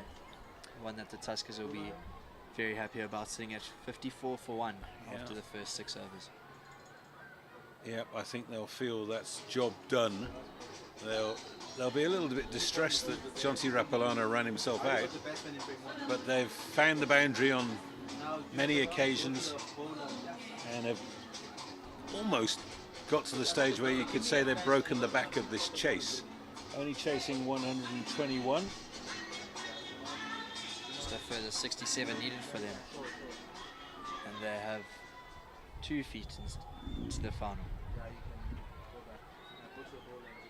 So it looks like we've got seam coming on from the far end. Keeper standing up, which is interesting with the variable bounce on show here. Could be a tough task for Valley.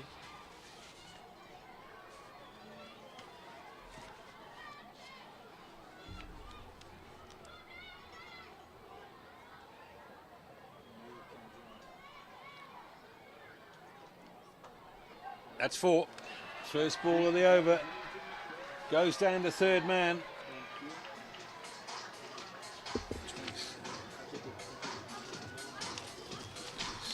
So the new bowler is Tyrese Carlser. He was the last man out in the Badgers innings. Clean bowled off the last ball by Ziad Abrahams, who finished with the excellent figures of 3 for 22.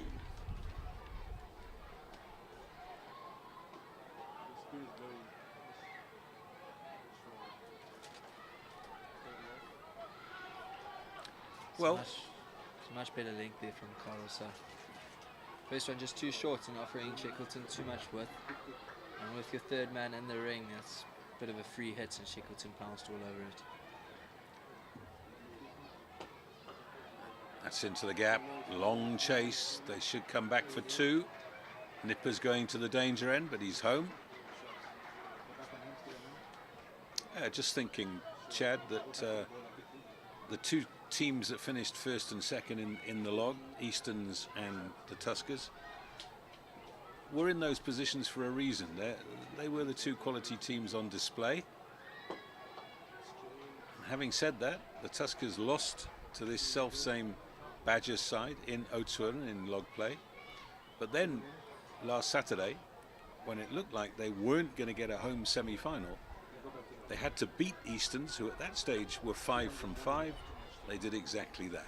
So fair enough to say, I think, that the way this game is going, it looks like it'll be the Storm against the Tuskers.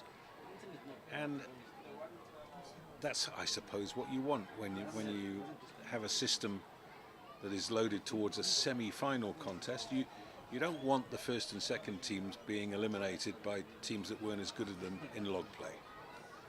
Yeah, one thing you don't want when going into a final is to have one that's not tightly contested.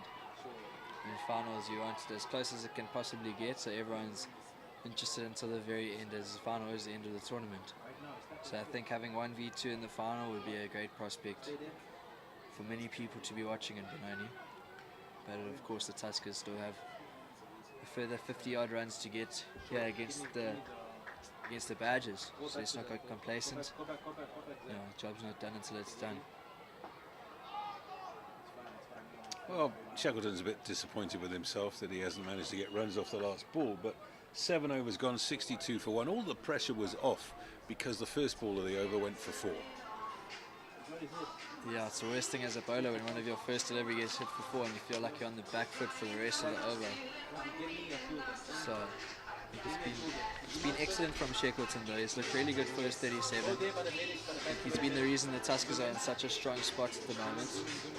And with Nipper next to him, there's a lot of experience and a lot of knowledge that will be chatting to him throughout his innings here. It's definitely not the first time Nipper's been in this situation. Now, looks like we've got Thomas Carver coming into the attack now, and this is key moment in the game because this young man is the best bowler in the country in Division 2, and this season he tops the bowling averages with 12 wickets at 11.5 with 6.9 runs per over. He's got a best of 3 for 16. Of course, began his career with the Titans, played for Tuskers, and he's an old-fashioned Chinaman bowler. You don't see too many of them. Yeah, I was about to say, you hardly ever find a left-arm leg spinner these days. Yeah, well, he's a good one, let me tell you. Starts with a half tracker, and just as I've talked him up. Dennis Compton, who scored a double century on this ground for the English MCC tourists in, I think, 1959. He bowled Chinaman.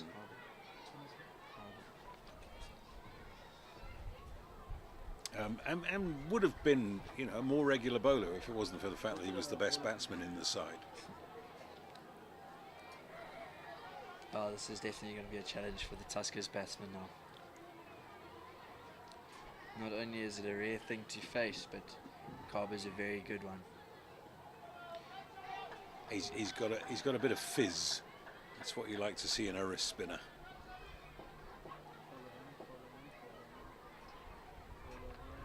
Be interesting to see how Shackleton fares against Carber now. Too short again. He's got away with 2 short ones so far. But interestingly, the first one to Nipper bounced a lot more than the second one to Shackleton has.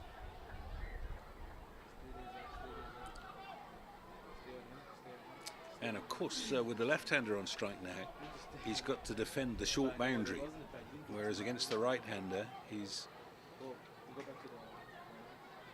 a little bit safer. I wonder whether Nipper will take him on over the onside. He goes through the offside this time. In saying that, Carber does turn it away from Nipper. So if Nipper does want to take him onto the short boundary, which is on Nipper's leg side, he'll be playing against a spin, which keeps Carber in the game the whole time. That's right.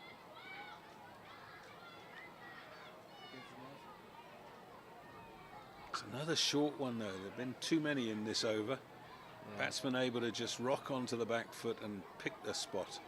Yeah, Carber's yet to find his length in this over. He's got 2 balls left. It's only gone for 3, so it looks good on the scorecard. But he's yet to find his length here, Carber. I think he's got to get Shackleton driving. Try bringing that dismissal through the gate. All sorts of coming and goings in the field.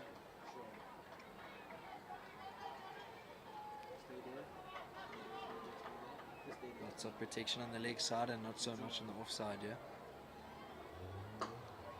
Shackleton punches it to long on for another single. Oh, that's clever play. Looks like they do know that this is the Badger's trump card here in Carber.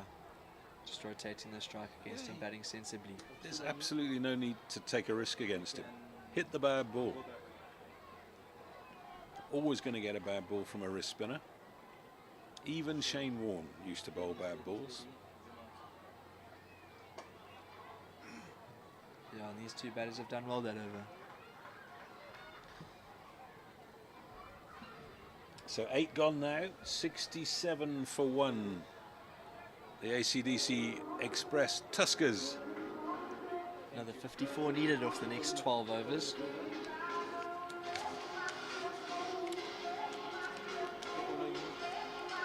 So anything to do with cricket in South Africa, you know the website by now, cricket.co.za. Woes on our way to all of the competitions, but in particular, let me give a shout out to the Hollywood Bets Pro Series, which is the ladies' 50 over contest, which is growing our lady cricketers. It began this season on the 4th of October, and we've been covering it here on your streaming platform, so please give it all your support. Carl set to continue. Bowling round the wicket to the left-handed Nipper.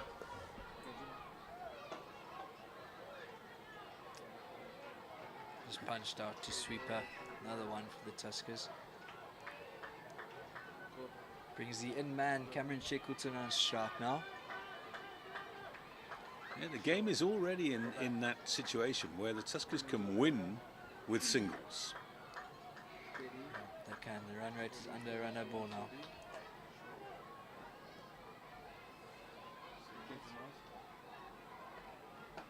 That one skidded through a little bit, but Shackleton. Oh, bit of a slip on the sweeper boundary there. I hope he's all right. Yeah, he's back up, okay. He's okay. Gives Shackleton another 2. He moves into the 40s now. 41 of 25 now, Cameron Shackleton. It's a great hand he's playing for his team. What a time to score your highest knock of the season. Watching this innings, you wouldn't say that his highest score is 20 so far this season. He's really looked the part so far in this innings. He moves to 42 now. The score moves to 70. Tuskers needing a further 50. Of the remaining 69 deliveries. And it really looks like the Badgers just can't come up with a way to stop the run scoring. That's a beautiful piece of play from Nipper. 2, yeah. I think in a tighter game, they might have taken on the arm there, but no reason to here.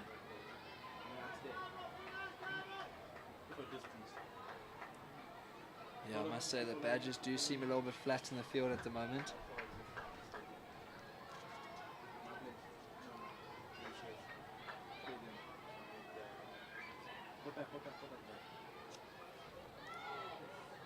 Game in Oatswood between these two sides. The Badgers bowled first and restricted the Tuskers to 153 for 8, and then knocked them off for 4 down with 5 balls to spare.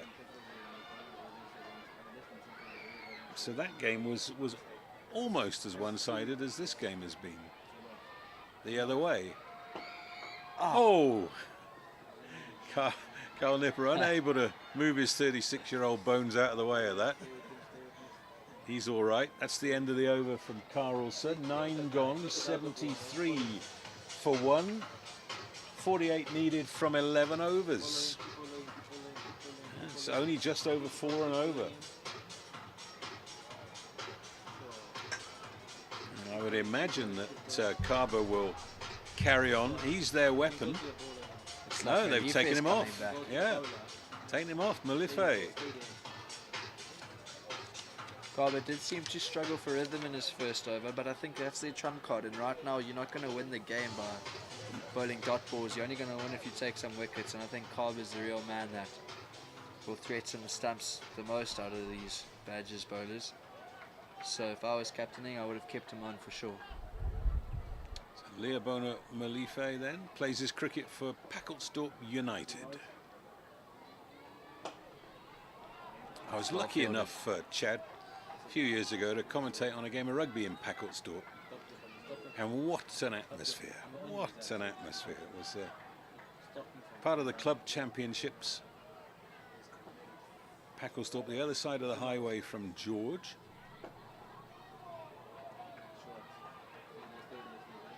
I'm not going to lie to you, I've never heard of Packelsthorpe until today.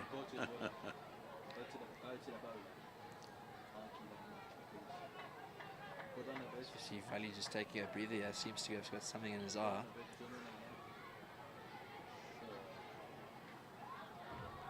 Yeah, he's not happy at all, is he? Yeah, and that's interesting. Cameron Shackleton has signalled to the pavilion. Somebody needs to come and help out here.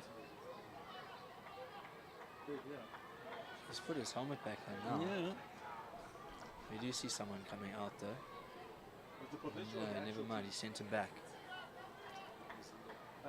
Yassim Vali, top scorer for the Badgers with 31. And then he was stumped, and he really was shocked to see the finger go up from the square leg umpire. Yes, he was not happy whatsoever to see that finger go up. And he'd made 30 out of 40 and was cruising along at that stage. He really did look good in the power play, did Valley. was the only one that seemed to really put pressure on the Tuskers bowlers. It's the one that said don't go to Yeah, I think that's a fair call. Luke Beaufort maybe the second half of his innings, but took a long time to get going. Beaufort made 28, George van Heerden made 25. Those were the only three batsmen that really troubled the Tuskers. And then as they tried to attack in the final 6 overs, they just couldn't find the boundary and wickets kept falling. As you said off air, Tuskers just strangled that Badgers innings by the end of it. After that, wicket went down off Beaufort to end the 49-run partnership. The Badgers never looked in it, and the Tuskers just strangled the rest of the innings. It's well fielded by the offie. It's a good over that from Malife. It's only going for 2 runs. So 75 for 1 at the halfway mark. They only need a further 46 from the last 10 overs. Half the job done for the Tuskers now. Looks like Carver's just changed ends.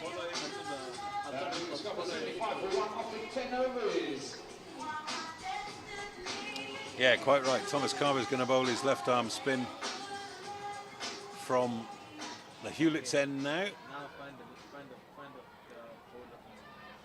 So the short boundary to the offside for the left-handed nipper.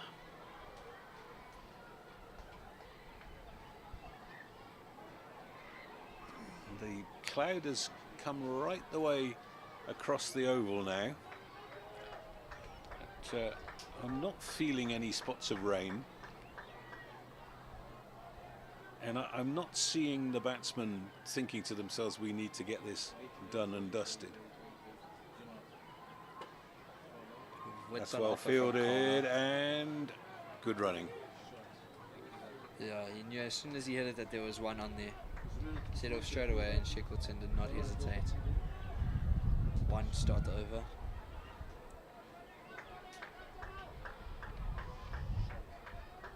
The Badgers really are needing Garber to strike now in this over.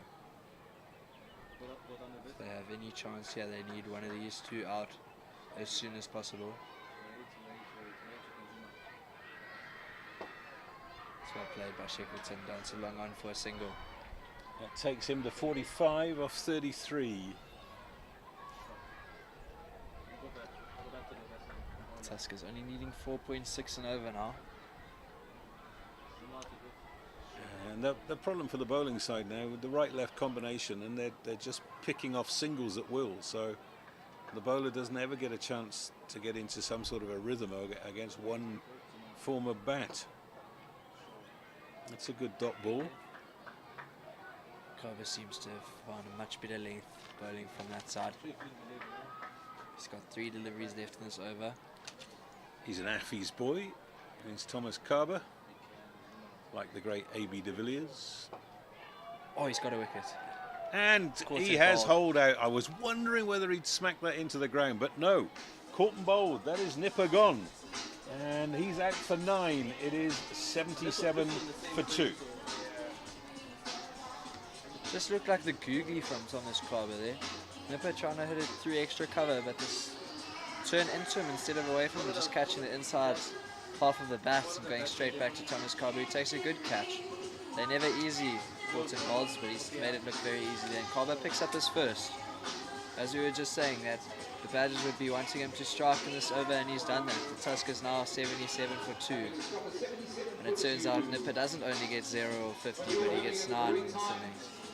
Looks like Sean Gilson is coming out to join Cameron Shackleton. Yeah, and this will carry on that right-left combination that you were just talking about now. Gilson, the left-hander, joining Shackleton. Of 500 rand, so if you haven't registered for the battle roll card, you can do it at the car park.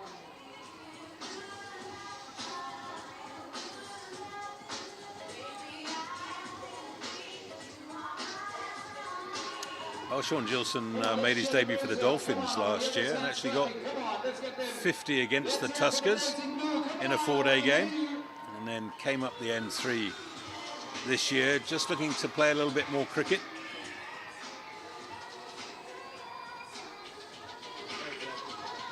and has made some runs this year without ever going on to anything match defining. He's got 172 runs at 34, and I should correct myself, he does have a 50, highest score of 71 with a strike rate of 128, but he'll be at the no he won't, he's at the striker's end. Of course it was caught and bowled off Thomas Carver, and now we've got a short leg, no, we've got a leg slip and a slip. Yeah, you can see the Badgers now really searching for another wicket. And it's a googly first up from Carver. It's well bowled.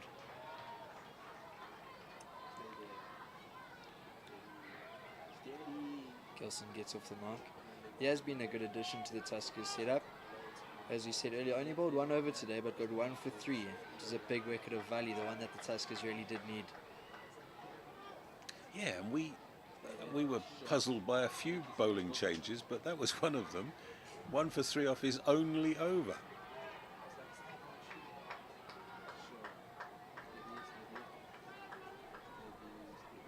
And besides that, his job now is to get the Tuskers over the line.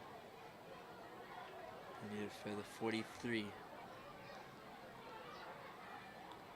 Shackleton on strike. I think Shackleton has also realised that Carver is the key man for the Badgers. We haven't seen many risks being taken off him. So that's his second over done. He's picked up the wicket. It's 78 for 2. Off 11. 43 needed off the last 9.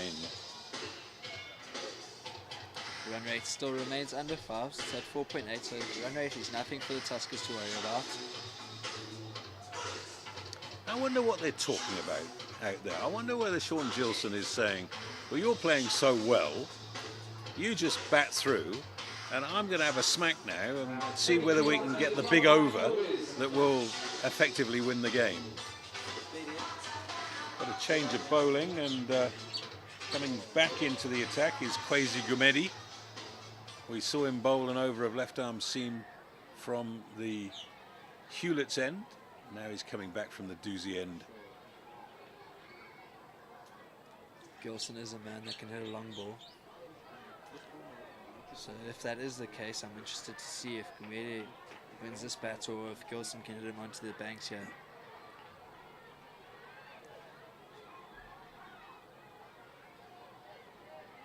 Speaking of men that can hit a long ball, Chad Laycock will be in next. He can also hit a ball very far, but it's Gilson in here now. He just defends it back to Gumede. It's well bowled.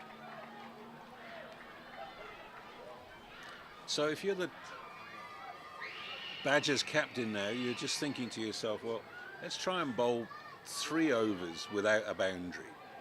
And that's, by doing that, you might just force a wicket. You might just force the batsman to play a shot that they wouldn't otherwise have thought of. But easier said than done in these circumstances. That's a good shot. Leg stump half volley, but they still need hitting. I'm surprised that they've taken Malife off though, especially with the arrival of the lefty. Malife being in over Shackleton now on 49. That'll be his 50. Particularly well played. He's got there off 37 deliveries. And yes, he signals to the pavilion and thanks his teammates who have backed him all the way, despite the fact that he hasn't made a 50 before today this season. But he kept wicket well earlier today. Got a stumping, stopped a 4 going down the leg side, and generally his glove work was excellent, and now he's got 50. So very well played, Cameron Shackleton. Yeah, he really has looked the part today, Shackleton. It's been an excellent 50. Oh, that's gone a long, long way. There is nobody out there, and it is 6. On to the grass verge. One of the young schoolboys who have been let in free today does the fielding. That's the first maximum of the innings, and the last 2 balls.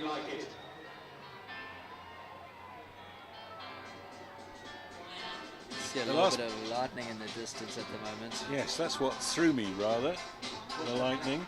I would imagine, well, we're past the 10 over mark, so we've got a game. We have got a game, yeah. If they do have to leave the field now, the Tuskers will win on Duckworth Lewis.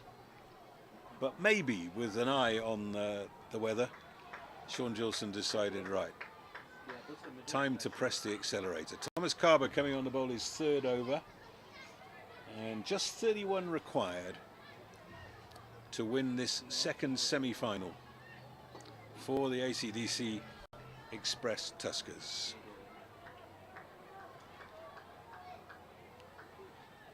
Yeah, the run rate has now crept under 4 and over, so runs really aren't a problem for the Tuskers at the moment.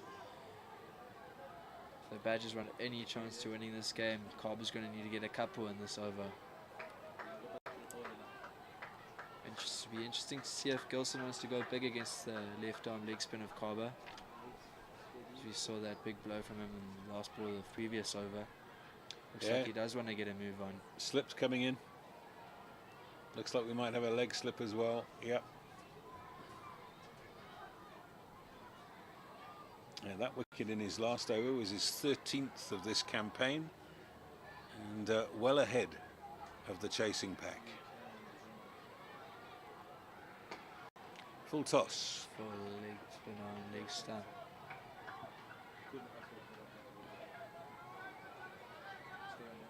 I think that solidifies the thought that the batters aren't willing to take any risks against the left arm leg spin of Carber. Full toss on the leg side, treat it with respect, just hit to Carl for 1.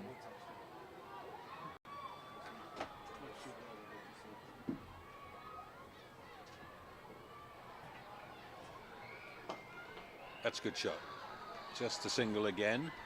Yeah, I think Ahmed Amla and Yusuf Abdullah, coach and assistant coach of the Tuskers, will be very happy with the way that their men have gone about this task.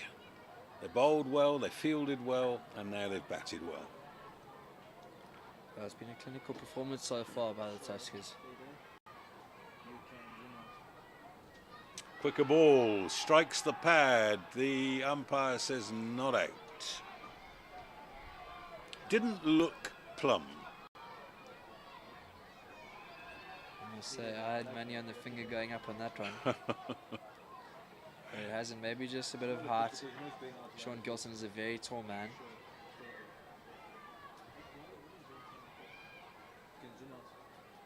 That's a bad ball, and that'll be 4. I think Carver just searching for a wicket now. Gives away 5 runs to the Tuskers. Tell you what, I wouldn't have liked to be at leg slip when I saw that slip coming out. Well, that takes the score to 98 for 2. And we've got 2 balls left to bowl in this 13th over. Just a further 23 needed by the ACDC Express Tuskers.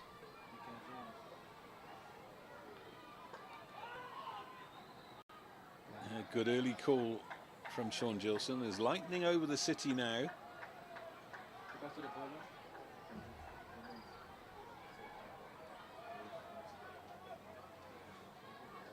Just slowly creeping closer, that lightning. Good shot for 1. Takes the score to 99 at the end of the 13th over. 99 for 2. They need another 22 to win from the last 7 overs. Woes on our way. Remember those words. Hashtag woes on our way. It's a big season of cricket locally and internationally. Of course, tomorrow is Proteas Friday. Get your Proteas jerseys out and wear them with pride. Show the world our unbeatable spirit and catch all the action live on Supersport. It's the ICC Women's T20 World Cup, and the Proteas are in the semi-finals. England are out, for those of you who care about that, and I'm pretty sure the Proteas are playing Australia. So do the country proud. You know that we don't like to lose to Australia at tiddlywinks. Never mind cricket. Hashtag woes on our way. Cricket.co.za. Gilson is on strike, and we've got a change of bowling. Looks like Richards into the This attack is now. Heath Richards. Bowling his right arm seam, starts with a wide one. They should get 2 here, no problem.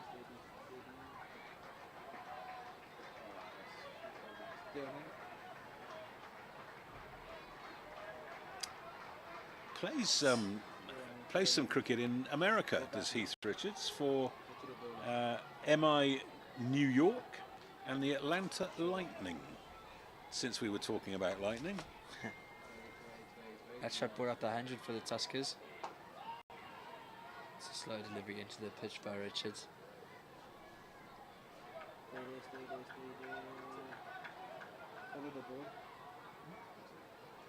He did look good with the bat, just couldn't find the gaps, couldn't find the boundaries, but he was hitting the ball.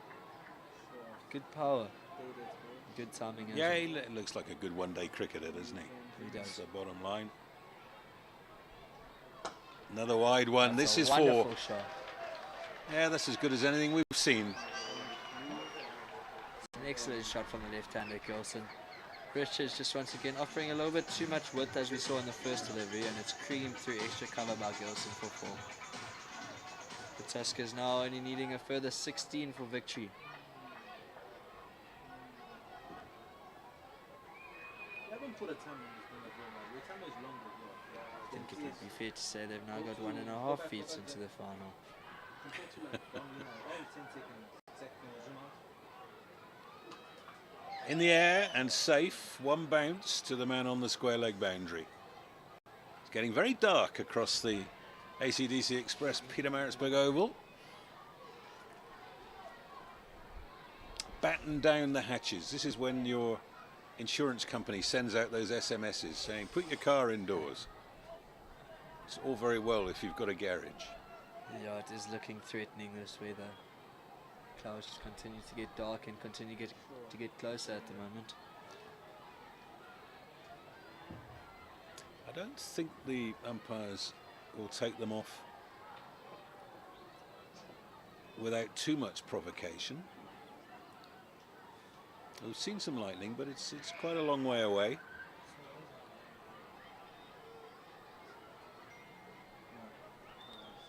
Shackleton is 52 off 39. Oh, and that one kept low. We talked about that delivery a lot in the first innings. Haven't seen it so prevalent in this second innings, but having said that, we're only in the 14th over. Yeah, it did seem a much more regular occurrence, that ball that stays low when the Tuskers were bowling. I haven't seen too much of it when the Tuskers are batting. I think that was well played from Shackleton. Did definitely keep a little bit lower. It brings Gilson on strike now. Oh, nearly very chopped nearly played it on. Very good running from Cameron Shackleton.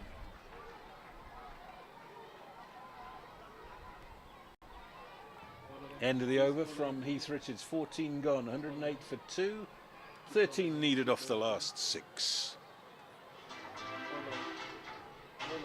It's asking a lot for the bowling side to get back into the contest, but perhaps they ought to remember what happened in Benoni on Saturday when, batting first, the Tuskers were 143 for 6 going into the final over, thinking to themselves, well, 150's minimum. Yeah. If we play well, 160. Well, in fact, they were 144 all out.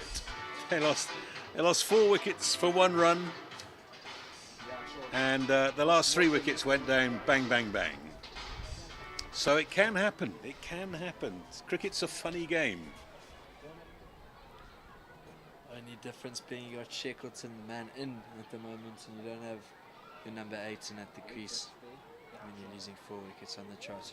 Yep, quite right. So this looks like our quick man, Sintu Majesi, coming back from the Hewlett's end, and you wouldn't want to be facing quick bowling in this light.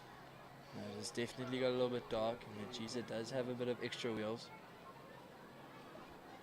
And that one's bounced twice on its way through to the keeper. Yeah, there's that bit of low bouncer we've been talking about. Different end though. Haven't seen too many keep low from this end, have we?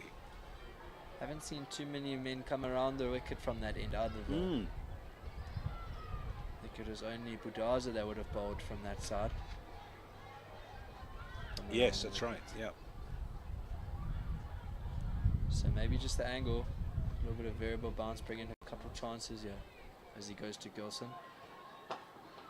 It's well bowled from Majiza. Yeah, got it right up in the block hole. Gilson does good work. Get down the other end. Tuskers will not be bothered by any rotating singles here. They don't need boundaries whatsoever.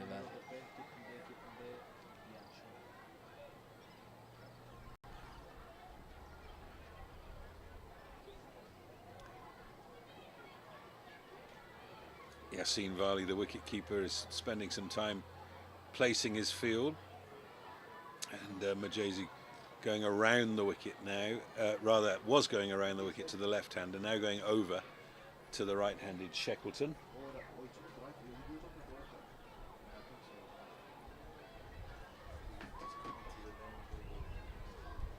Two maximums away now, the Tuskers. Slower ball in the air, safe. Not going to go for 4. It's well fielded under the tree. They come back for 2. And must say, wonderful atmosphere in the ground today. Lovely to see all the young school kids cheering every run scored by the home team.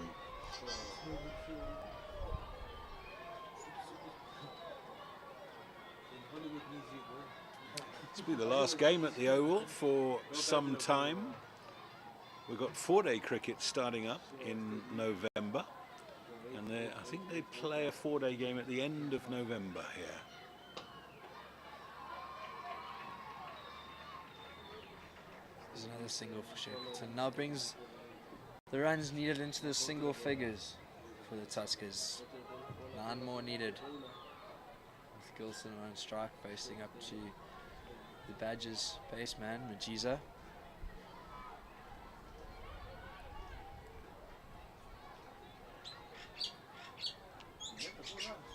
I'm seeing a lot of hands on hips in the field. The reality has borne itself in upon the Garden Route Badgers.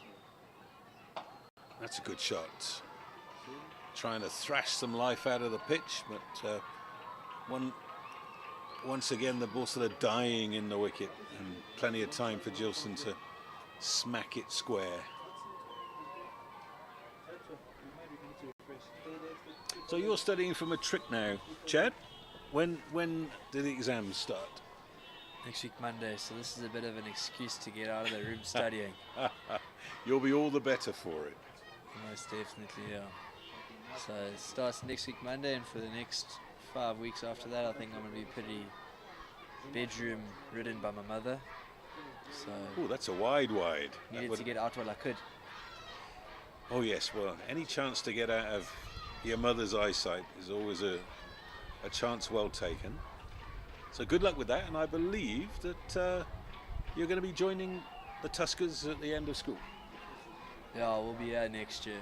Just taking a break from studying, trying to focus on cricket, see where it goes, and then yeah, so I'll join the Tuskers Academy from the beginning of next year and hopefully build myself up through the ranks.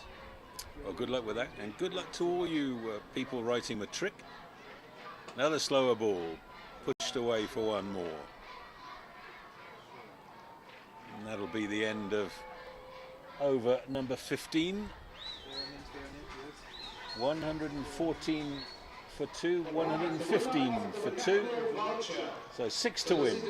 The winner of the Black Road voucher, Selintembu Jumakude. Selintembu Jumakude. Looks like we got the off spinner coming on to bowl the last, what could be the last over. In the car park. That's a 500 grand voucher. Compliments of Black Road Pietermaritzburg. Selintembu Jumakude.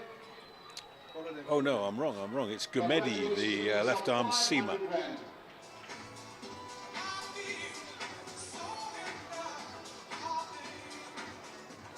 Now, what's going on here? Have the umpires called it off? The batsmen are walking back to the pavilion. The fielding side don't seem to be in on the act. The umpires are having a chat to Yassine Vali, the captain of the Badgers. And it looks like that's the end of the game. Well, the players are definitely exiting the field, yeah.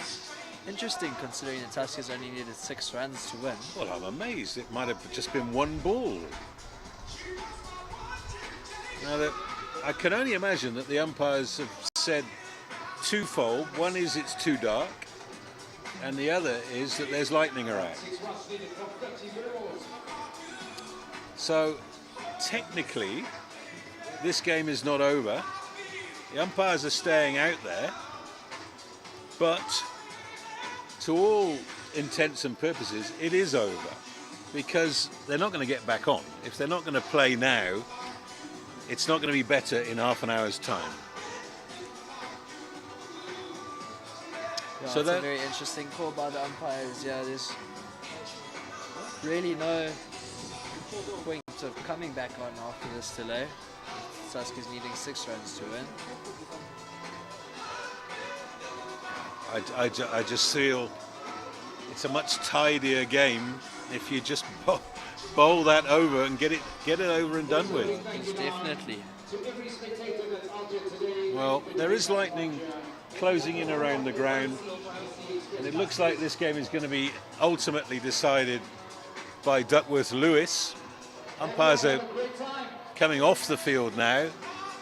Garden Route Badgers have only got a couple of players left on the field. There's thunder around, and it looks as if that's going to be the end of the entertainment. So let me just go through the day's proceedings. The 6-gun grill Garden Route Badgers winning the toss, choosing to bat first, and they were cruising along at 89 for 2. But at that stage, Luke Beaufort was caught by Rapalana at backward point off the bowling of Umbulelo Badaza for 28. Earlier, Yassine Vali was stumped by Shackleton off the bowling of Gilson for 31. He was the top scorer in the innings. And George Van Nickert was caught Whitehead, bowled Abrams for 26. And those were the 3 main scorers in the innings. But towards the end, the Tuskers bowled really well. The Badgers could find nowhere to hit the ball, and wickets kept on falling. They were eventually restricted to 120 for 8, which we felt was some 30 runs short of a defendable score. Best of the bowling was Ziad Abrams, 4 overs, 3 for 22, closely followed by Umbulelo Badaza, who's had a fantastic season, 2 for 25 off his 4, and Tabiso and Leila, 1 for 21 off his 4. The other wicket to fall going to the off-spin of Gilson, who finished with 1 for 3 off his only over.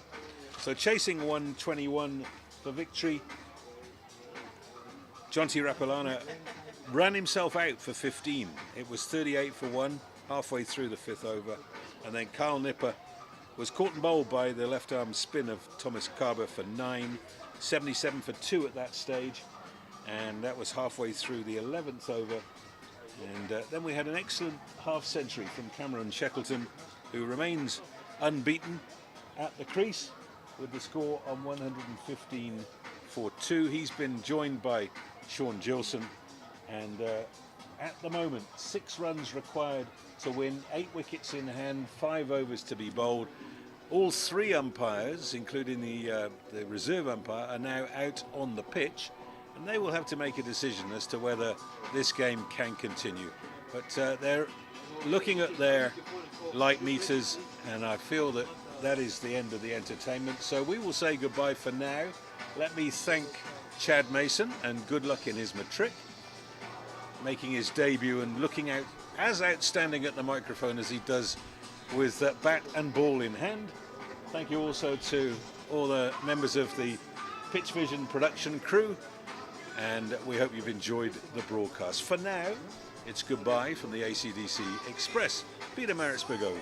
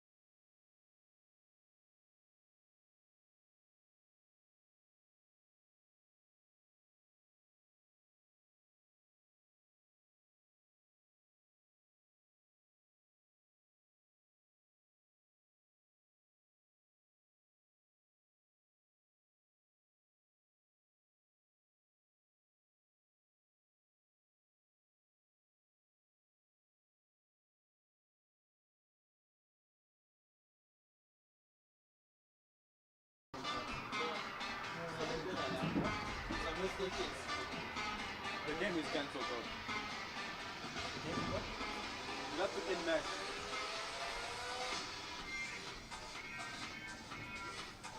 How does the winner get decided then? ALS. Huh? ALS. What's the other? So it's a method that direction meters or something. It's a method to use to calculate runs. So the chef will say run score this team was on at this certain ball and stuff like that. Think about a race. Brendan, huh? Just think about a race. So they don't have to do because I don't know what's going to happen here. They take out the stamps already. Yeah, no, game score, man. It could have finished before, eh? Literally.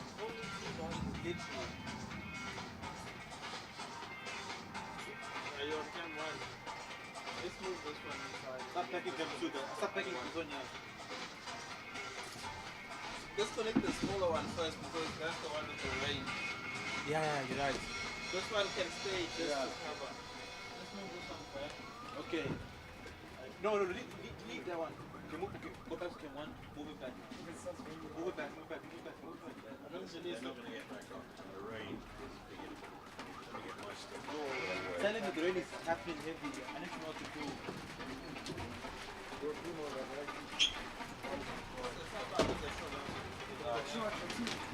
Shut down everything. That's the end of the game. Unplug that piece. Great.